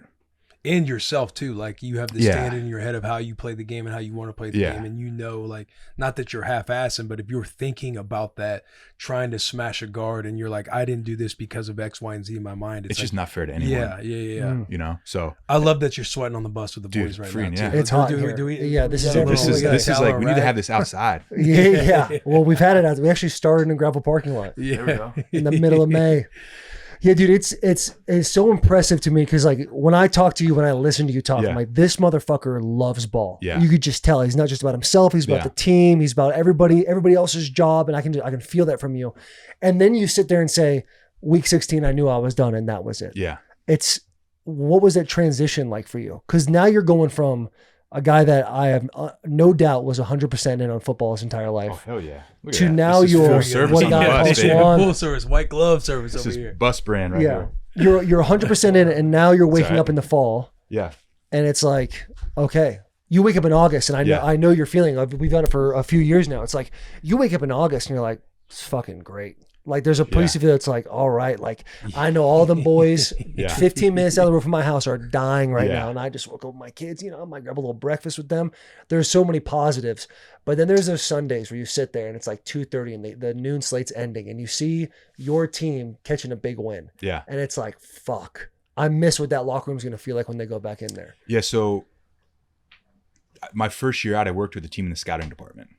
So that was cool. And then on game days, I was in the booth with the offense and I was the personnel guy. So like they'd come out and I'd be in charge of like, are they in nickel? Are they in base? What kind of base are they in? All that kind of stuff. There we go. So that was hell yeah! Look at that. We upgrade and we go from paper towels to towels. It's great. I felt like a little air come in too. Yeah. it's nice. Luke, talk about your concussions. Yeah, sweat my ass off. So it was cool. I got to be at the games on Sundays, and the first year was like, damn man, like I still think I can play. And so that part was hard. And then the further away you get from it, you're like I do the radio with the team now. I do the radio broadcast, and I go on the field before the game, and you see these guys run by you, and you're like, I'm good. All set. I'm good, man. Appreciate you. Like Tristan Wirfs, he Unit. comes running by, bro. and you're like, I'm all good. There was a video 2 days ago on Instagram of him squatting 5 plates for like 3 or 4 reps with ease. He's like the nicest guy in the world. Yeah, he's a great human. Iowa cat. Like Dude. he's just a great dude, and he has the athletic ability of a linebacker. Yeah. but I'm can like- squat 700 pounds. I mean, we were filming that a couple years ago when we were at the that Arizona Bowl, and you're just seeing the guys kind of warm up and practice and pop the pads a little bit beforehand, and you're just sitting there thinking like, what the fuck? We were it able kind of becomes to be like, out yo, there? what psychopath would do this? Yeah. yeah. Because once you get out of it, like you get soft quick. You want to be the guy that's like on the team, but they put you on season-ending IR. So you're like, you get to show up, like you kind of have a job, but like you don't have to play. You can still travel. You're No in stress. meetings. Yeah. No stress. You like walk Right. out to practice. You drink some coffee, but you're on the team. So like your way of life is like socially acceptable. Yeah. You know what I mean? Yeah. Versus like if you get done, you're like, I can't just like go hang out in the locker room and like lift. Like you can't do that. Yeah, like here comes this pro scout, Luke. Yeah. Yeah. You just want. Yeah. You're like the He's narc. trying to replace us right Dude, now. they got to Right. go bring a guy upstairs to get cut. Like, yeah. That year. Did that you year ever have to do that? I brought one guy up. No. It was the worst. Talk Grim about the Reaper. year being in the pro scouting I'll department. tell you what, you learn a lot about the NFL. Like what plays, types of guys in the NFL, like you learn a ton. And it was super cool. Like I learned a lot and it was super beneficial. But it wasn't something I wanted to do long term. But like you really get to see like what play, like the difference between personnel in a 3-4 versus personnel in a 4-3. Like body types, like length, what guys are looking for, what plays, what doesn't play, types of running backs. Like you don't have a feel for that while you're playing because all you're doing is studying an opponent. You're not studying like, you know, height, weight, speed, size, how they play, what kind of football player they are. And you learn like the whole league by doing that because we had to watch all the free agents for that season going into the next year.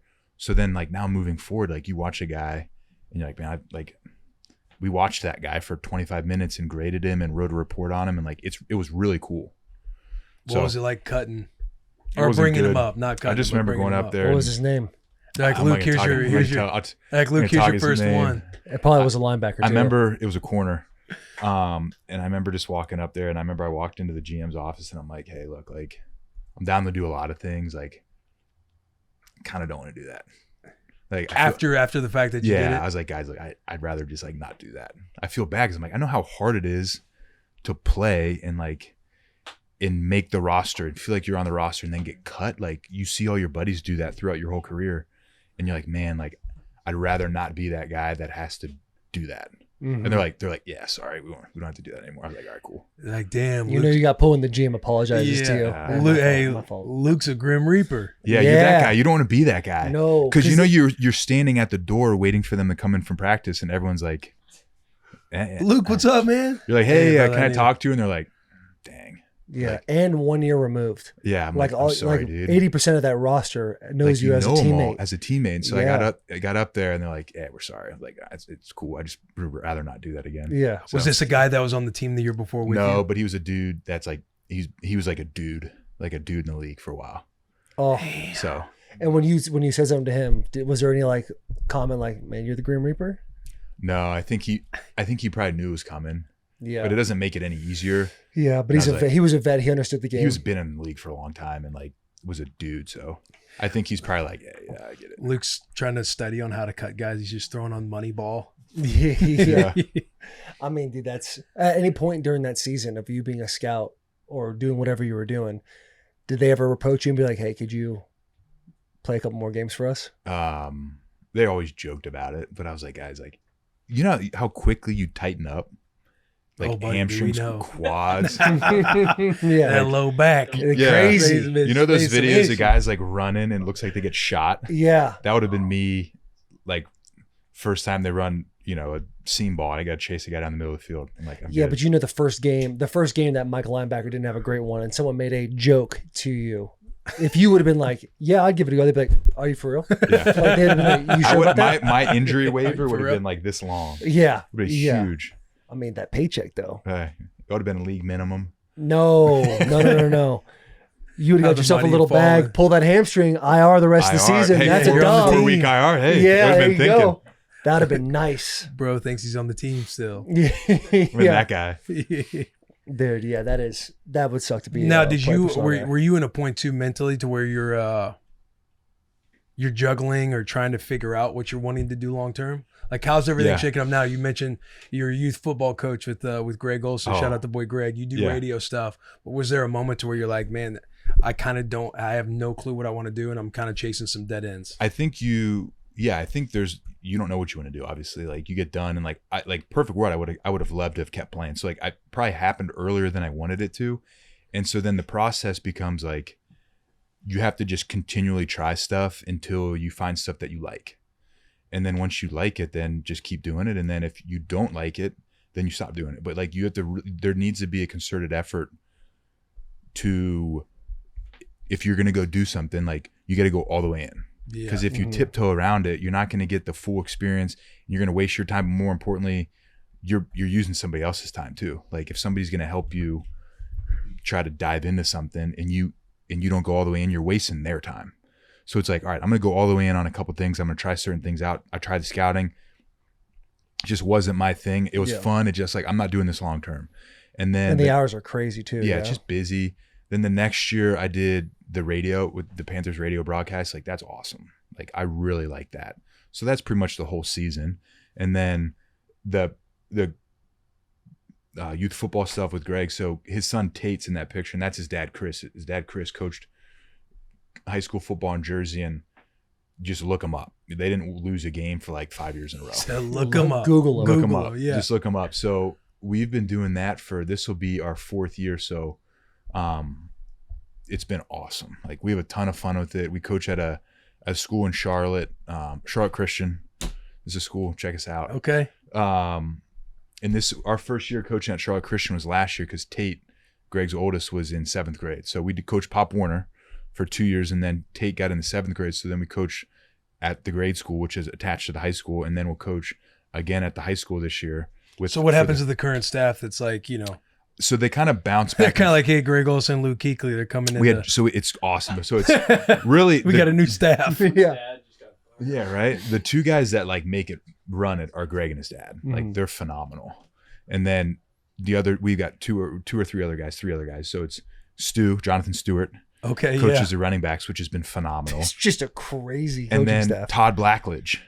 So Todd Blackledge is quarterback at Penn State, national championship, was a first round pick. Now does NBC, I think it's NBC College with Noah Eagle, Iron Eagle's son. So he does college football on Saturday, big game. So he did Ohio State, Oregon last year.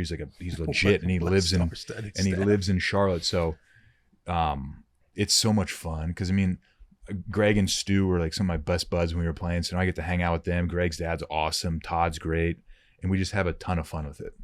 Would you ever want to call games like Greg does? Or rap like Greg does? Rap, right? I think so. The radio, the interesting thing about radio and TV, so radio, you really just talk about like what's happening in the game and like why it's happening. What I think's cool about TV is like Greg does a phenomenal job of He crushes like it. setting games up. And like what I mean by setting it up is like talking about what he anticipates going to happen in the game, why it's going to happen. What, say it'd be like say Tristan Wirfs has missed the last couple weeks and he's back in the lineup. Greg will talk about, Tristan Wirfs is back in the lineup. This is how it affects them in the run game and the pass game. This is where Tristan Wirfs is really good in the run game, so maybe they're going to blah, blah, blah. Like Greg does it way better than that. But you can really lay out a game doing TV because you don't have to explain what's happening every play because the viewer can watch the game. And Greg is able to set it up early in the game and then really talk through situational stuff and get into really why things are happening and why it worked, why it didn't. He does a great job with that. I think that part would be really cool, but I just have a ton of fun with the radio stuff. And like I told you guys, like I just try to do things that I enjoy and I enjoy the radio. I think the TV would be really fun as well. So we'll just kind of see what happens. Do you ever, Sounds like you've earned your right. You got out to Buffalo Yeah. for some for some coaching. Do you ever see yourself coaching in the league one day or trying to coach at a high level like that? I think it'd be a ton of fun. It's just those hours are like, bro, they're nuts. It's like take what players do when they're studying all week long and yeah. Coaches, man, it's Yeah, like around the clock. It's just all the time. And like, I'm just not ready to give up that much time. Mm-hmm. So the answer probably not. Yeah. Yeah, the hours are crazy. The boy might. There's like an itch. There's an itch in there. I don't know. It's somewhere I around don't know there. if it'll ever be scratched. You know what I but thought? it I is in thought a there. lot about doing is doing it during OTAs. Yeah. So get out there in OTAs and be like, hey, these next 6 weeks, like I'm in. Like every day, I'm in whenever you guys are, and just do it, and then you'll know by the end of that of like yes or no. Yeah, but OTAs is such a different vibe than camp and season. Yeah. OTAs is so light. The coaches feel good. Yeah. Everyone's kind of joking around. The minute you walk into the building July 25th or whenever that, Yeah. everyone goes into camp, buttholes are tight. Yeah. Not only it that, is. but if you get behind the 8-ball in the season. Yeah. Yeah, you You start come out, in and your 2 coach and is 2, at 1 and PMS and- 3. People just pissed off. You're trying to navigate bad attitudes everywhere. It's difficult. Yeah. That's like one thing you don't miss is like the bipolarness of Yeah. coaches and teammates. But you And miss yourself. like that, like not stress, but like that pressure of like we got to go, Yeah. It's a big one right here. like we got to go make this. Like this is a big game. This is for a lot of reasons. Like you miss that, like The urgency. that urgency, that Dude, pressure. those week 14 on when your team's like on the bubble, like, are we going to make the playoffs? Are we not? What do we control in our destiny? Yeah. What teams have to lose? And it's like, you're kind of with your little, like, whether it's a linebacker group or me with the offensive linemen, it's like, we got to do X, Y, and Z to make a wild Dude, card game yeah. happen for us. That's why you play The though. band of brothers. Yeah. December, like you want your season to matter in December. Yeah. You know what I mean? You obviously want it to matter in like September, October, November, but like if it comes December and you're like, hey, like You're in the hunt. we're in the mix. Mhm. Like, And then that's- anything can happen in January. It doesn't even matter. Like Mhm. you're in the mix. Like you're in the mix. That's all that matters. And now you got to just go play your best ball. That's the best part about That it. is the worst feeling in the world is December and nothing matters. Yeah. And you're like, you hear the older guys, like my first 2 years, we won 5 games my first 2 years. And I'm hearing older guys talk about Cabo and all these things are going to go on. And you're just still so involved. Like you think every Like, game why are you still talking matters. like that? Yeah, what's Yeah. going on here? And Guys, have that's some the worst pride. feeling. Yeah, have some pride. Yeah, exactly. Play for the name on your back now. Yeah, anything. Just You find it. put You got to your film find it out there. somewhere. Yeah, you got to find it somewhere. Yeah, dude, it's a But you brutal get those deal. coaches to where they might be on the outs, where they just start giving the play for the name on your back, whatever you play for, whether it's your family at Just home, and find you it. and you just know, hey, we're all in December, ain't We're nobody done making here. the playoffs. Yeah, we're done. Whether it's the name on your front, your family at home, maybe the cash in the bank account, name on your back. Let that heart turn black when you walk out there. Oh man. You just got to find it though. Yeah. Do you Dude, have any- this has been awesome. Yeah, it has. I was just gonna ask if you have any hobbies outside of like the I football love world. I love to bow hunt. Really? That's my favorite thing. I get a little jealous. You guys are out there With catching some real with, hunters. with Vernella. Yeah. dude. And Yeah. he's a real man too. Bro, That- they'd have you out there in a I heartbeat. love that's another reason I want to coach. I love to bow hunt. Like Yeah. whitetail, elk, anything with the bow. That's like my jam. You. No I'm shit. assuming you go out there to Montana. So yeah, love to hunt elk in Montana, and then New Mexico is a really good state too. Well, I'm just saying, since we're on the airways right now, Garrett, Cal, Ranella, whoever's listening from Meat Eater, Yeah. get Those your boy, guys, get your they boy got a Luke great- Kuechly out They got there. a great concept there. I hope you guys had fun. Oh, it's a They're blast. so much fun. Yeah. Because I they're like, missed, but it Yeah. was It's a okay. blast. Yeah, Yeah, but That's part of it. But you pulled the trigger. I did pull A the lot of trigger. guys would stiffen up and not even pull that trigger. Hey. So you Yes, did something sir. other guys At that couldn't. moment, the moment you showed up. Yeah. I know, and it's fun too because Will and I, we don't. I look in your eyes and you talk about bow hunting. I don't have that. Yeah. Speak But for to yourself. go out with them, and then like work us through like long range rifle shooting. Like I went and Yeah. sat down and I went 1 Yeah. for 5 on my first 5 shots, and I Yeah. was like, this is gonna be the longest couple of days of my life. But then Garrett starts sitting there working with me, and he's like, try this, this, and this. He's lining me up. They're great coaches. They don't make you feel stupid, even though they're like such bigger, better men than you are. It's just awesome, man. When it's They- like these animals live in beautiful areas. Yeah, Oh, bro, Like it is gorgeous. you go out hunt there. elk, you're gonna be somewhere sweet. yeah. The mountains, the weather's beautiful. It's in the fall, and it's just that's like my favorite time of year. And they go do that stuff. It's just sweet. What's been your longest like elk hunt to where you're tracking it down, So climbing mountains and no, shit? I usually hunt out of like an outfitter, and it's usually I haven't done like the full like 9 miles, 10 miles in on a horse, and then you Oh set shit. up spike camp. I haven't done that. I like That's what they got to. I'm gonna wake up. I'm gonna wake up early in the morning. I'm gonna be out all day, and then Yeah, and then I'm gonna Yeah. probably come home. yes. Is there one more? Do we have that? You don't have to read the ad. You can just read the question. Okay, perfect. We do have a Bud Light question for you. Okay. People would do anything for a Bud Light. What would you do anything for? Oh, probably my parents. I think Oh, I probably my love parents. that. Yeah, I That's mean, beautiful. That's think such a about- wholesome answer. dude, it's It is. like It's- you it's think spot about on. your parents and like what your parents have done for you. Everything from growing up to high school to college, at all my games in college, it came down to Carolina. It's like my parents were fantastic. They set you up for everything. Everything was about my brothers and I. And so, yeah, you do anything for them. They do anything for you. You do anything for them. I love that. It's a short answer. He's So. got such a good heart. Yeah. Awesome. Beautiful. So my parents. You Dude, how many brothers you have? I got 2 brothers. So there's a picture. Older brother's on the right. That's John. He lives in Cincinnati. There's my dad, my mom, and then my younger brother, Henry. Were they some dogs? John played football and lacrosse through high school. And then Henry was a basketball player. Okay. So, yeah. Nice. I love that. Yeah. Do you I'm sure you have. Who's that profile that has the Luke Kuechly video where he's going psycho? Who's next? Oh, somebody sent You me seen that. that That's video? funny. Dog, that shit Yeah. is awesome. That's that guy, funny. that That guy guy's good. crushes. That guy's Who's next, hilarious. Danny or something like that? Yeah. He's all time. That guy's hilarious. Yeah. He is. Paul, anything that we've missed? We do have Paul Swan it's sitting in the back with the boys right now, grinding it out. Paul was very pivotal in getting the boys in a creatine and intangibles group chat with Luke Kuechly and myself. Creatine and intangibles. Do we got creatine on the bus right now? Can we take a couple I have some shots at the of it? house, but Yeah, I some don't know at if the I have house. some. Oh free wait, shit in I the actually have shop. some in my suitcase. We can take some later on when we get done here. Just put some up I the don't know. pipe. Is that kind of creatine? Yeah. Get some going, boys. Nah, the real creatine. Yeah. Anything that I've missed with Luke? No, That you we hit on missed that. I mean, with this is the all-American man right here, and that answer right there. I mean, that's gold. The parents one? Yeah. Yeah. Wow. So, Yeah. I actually just got done hearing him talk about most of this when we were talking to Coach Lee over at Vanderbilt. So you get round he's two. been talking about it a lot Oh today. yeah, just diving in. Yeah. Oh, You know, yeah. he Going on the was, tour right he was now. breaking down to all the players too, how to watch film, how to break down film. I'll tell you what, the Diego Pavia, he's Dog. like, got it. Yeah. Like it. I like He's a him. savage. What do you love about him?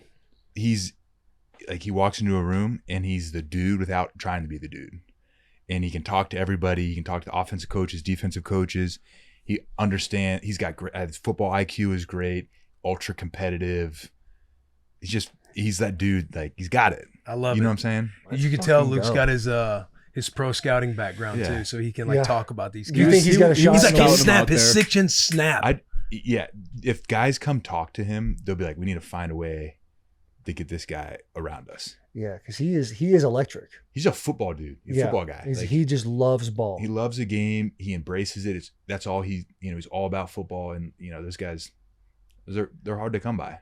You still I was gonna say, did CMC have it when he first came? Oh my gosh, that dude was born with it. That he is. Talk about a guy that loves football and all he wants to do is just be a good teammate, play hard. Christian. The OG Incredible White. Yeah, he's The OG he is Incredible White. he's Another special. Hall of Fame. Yeah. No, white guy. first Famer. ballot Hall of Famer. You talk about a guy That's a that tough photo for CMC though. it's a bad it's a bad angle. I mean, CMC is a built cat. That is a tough look for that's CMC. a bad right angle. there. But yeah, I'm so excited for him this year. Come back, rip. He's going to be a daddy, He's gonna too. be a- Yes, shout out go. CMC. he's Let's gonna go. He's Dad. have a great year. So Hey, I'd be remiss to say, listening to Luke is art, listening to his football knowledge, but your ball knowledge it's phenomenal. I appreciate that. I got to say. I do pride myself on some IQ. Some good Sitting linebacker right IQ. here, you might not think I played in the league a long time, but I was a neck up. You How are. many- I how mean, many- you are tell everybody looking. how You long are you looking played. thin. What are 9 you- years. 9 years left. What are you weighing Arguably right 10. now? I was there for the 10th year, but the league Did you said get no. accredited season? No, because I had a gambling show, so they wouldn't let me play. Luke, did you ever come across Will Compton film at linebacker Of and ever course. take anything from his game? Yeah, absolutely. Yeah? Effort, toughness, instincts, try hard, Try hard. blue collar guy. Yeah. Look at that Tell you guy. what, it's those plays you break down. I don't like that's, that shirt. That's, that's I don't like after. that shirt you have on, but Yeah, it's Yeah. like hearing you two talk about plays happening that you don't necessarily make, like being mugged up in the A gaps. They got you in a bunch. They're checking Yeah. Tulsa, putting you in a toss situation. Any type of situational ball awareness. It's music to my ears. yeah. Hey, we'll but I get you. do appreciate. We'll that, get you Paul. that year 10 if you want to come pit some race cars. That seems like a different life too. That's. Do I have Can to you be do it with just? the gambling show? Yeah, You can do it. With, I think you can do it with. Will the they let me gambling show. play? Yeah, they'll Yeah. let you play. I was down there to sign and rip, there to sign, and contract wouldn't go through because they're like, let's hold up. The This NFL, man- Goodell shut it down. Yeah, Goodell shut it down. Dang. Thanks What for is that. this? When's Oh, that's Goodell? the When's chick? Goodell gonna come on the bus? I don't know. He's got an open invite. Does he? He can come. He can come Yeah, kick and it with the apologize to Will for boys. Yeah. scrapping year 10. You had a good number too. 5'1". That's a good number. It's a great white I linebacker love number. That's Sam Mills' number. That number wasn't available. with You see that Panthers. pick right there, Kellen course I do. Moore, week 17. Yeah, what against cover? Dallas. How many what picks coverage you were you in? have? What coverage you in? We were in Tampa there, and Yeah. we had somebody drop in low hole. Nice. Because we knew he was going to try to work Witten over the middle. Kellen Moore airmails it Right right to into your the boy. bread basket. But hey, you know what? The hardest thing about the interception is you got to catch it. Buddy, that was my first one. And when that ball was in the air, and It's I saw that I floating. could make the play on it, I was like, "You better fucking catch this ball." I kind of just put the hands out there too, and was just so hyped. Hope Praying to God. I hope these Please gloves land work. in I there. hope these gloves You work. got sticky gloves or those offensive line gloves? What's up? Those gloves you're wearing right there, those stickies? We don't. Yeah, we you don't know I'm wear. rocking We don't wear stickies. offensive line gloves. I Those don't make know. you With look Will slow. Compton, you never know. They make I'm you rocking look the slow. stickies. I could never get on board with the Kuechly wrist with the wrist braces though. Hey. You The wrist, always, dude, the always wrist rocking guards them. were money. Were you a Way wrist better- taper? Oh, Way better. Yeah, I was a than wrist taping. taper. It was it's a wrist little taper. swaggier. Yeah, it's a little better. You brought up looking. Jonathan Stewart earlier too. I did put him on skates in our game. just FYI, it was late game. We were getting. You our put him on skates? Oh, I murdered him coming through the A gap. Oh, gotcha. Yeah, not put him on skates, juked him out. Put him on skates, like put him in the air. Oh, Put his okay, ass okay, to okay. the- Put his ass to Put the his grass. ass to the ground, We're yeah. late in the game. We were getting our backs blown out by the Panthers. But your boy, we're still playing for pride at the end of the game. What was that? Black heart when you go out there? Yeah, Yeah. yeah. The heart was black Yeah. in that play. Ran right through the B gap, right through the A gap, and just murdered. Jonathan Stu's Stewart gonna in want a the backfield. rematch after listening to this. I know. He's gonna want to line I it know. up. So Yeah. I don't got it anymore. But Stu's if we still do got find it. that clip, I will show you guys. And you know I'm sure I we can got find it. Yeah. But hey, Luke, this has been Yeah, awesome. thanks man. for having me on. Thank Appreciate you for coming on, man. It's been a long time Bus. coming. This is big for Will Compton. It's big for myself as well. Love But to it. see you two together, it's It's just beautiful. great to get Hey. a Hall of Fame white linebacker. Just There's we've no had doubt about Urlacher it. on. Yeah, Dude, would love to get Ray. he's Gotta get not rid of white. Gotta get Gotta Ray. get. You gotta Yeah, get. but the, You So started just- this process out with a Hall Yeah. of Fame white But linebacker. I'm just saying, like, just the linebacker appreciation that we have on this bus. You got to get Ray Lewis Got it. on here. There's no better position. Yeah, we've had Fred Warner on. That dude. Fred, is- that dude is a yeah. monster. Yes, You should get Roquan. bro. Roquan is That a guy's monster. a monster. Who are some of the guys right now? You just named a couple: Roquan, Fred Warner. Oh man. You got. I mean, Levante's still doing it. Levante, But I'd say Bobby. there aren't- Now you put me on the spot here, and I got to. Sean Demario. Evans. Demario Davis has been doing it a long time. Yeah. Zach Bond. had a great year. And him going too from transition from on the ball to off the ball, I feel like is a heady transition for Zach Bond. You know who I like? Nick Bolton. Yes, bro. He just re-signed with the With Chiefs. the Chiefs. So I like Spillane. Just a Bobby Oh, Spillane Spillane is is a- nose, fit the yes. A gap. He just signed with Stacked the ass Patriots. power with pull. Braves. Come on, Dude, baby. he is a He's a stud, Braves too. guy. He's a feel That's like. a Braves guy We right should get there. him in here. Would love Bobby Oh Spillane yeah, on we the get pod. Spillane for sure. He had his 3rd and 1 stop on Derrick Henry, 2020. On the goal line. Dog. Put him on the map. How about Cooper DeJean's stick on Come on. Henry? Wow.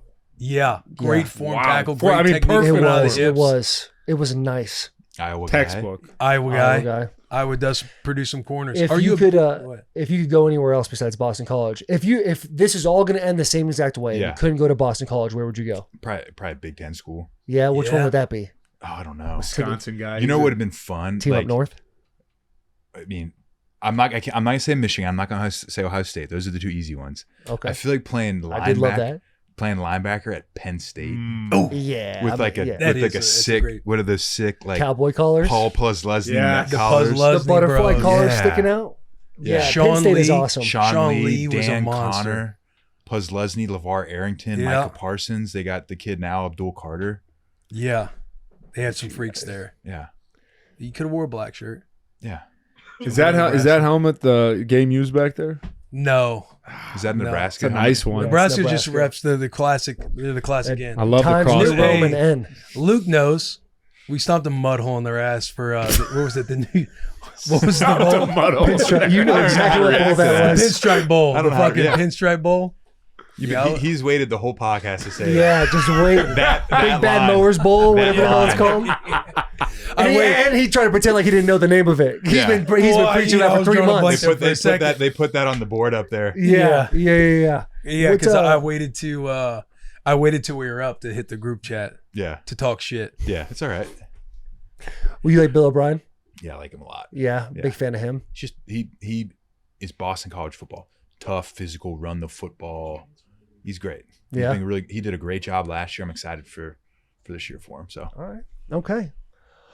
Luke dude, Kuechly. Yeah. I see we got a Should we another just- standing round of applause for there Luke. we go. Hats off. Hell yeah. Appreciate it. Hey, this was awesome. Thanks man. for turning. Thank you, Hey, thanks bro. for turning the air conditioning Yes. on. We were waiting for you to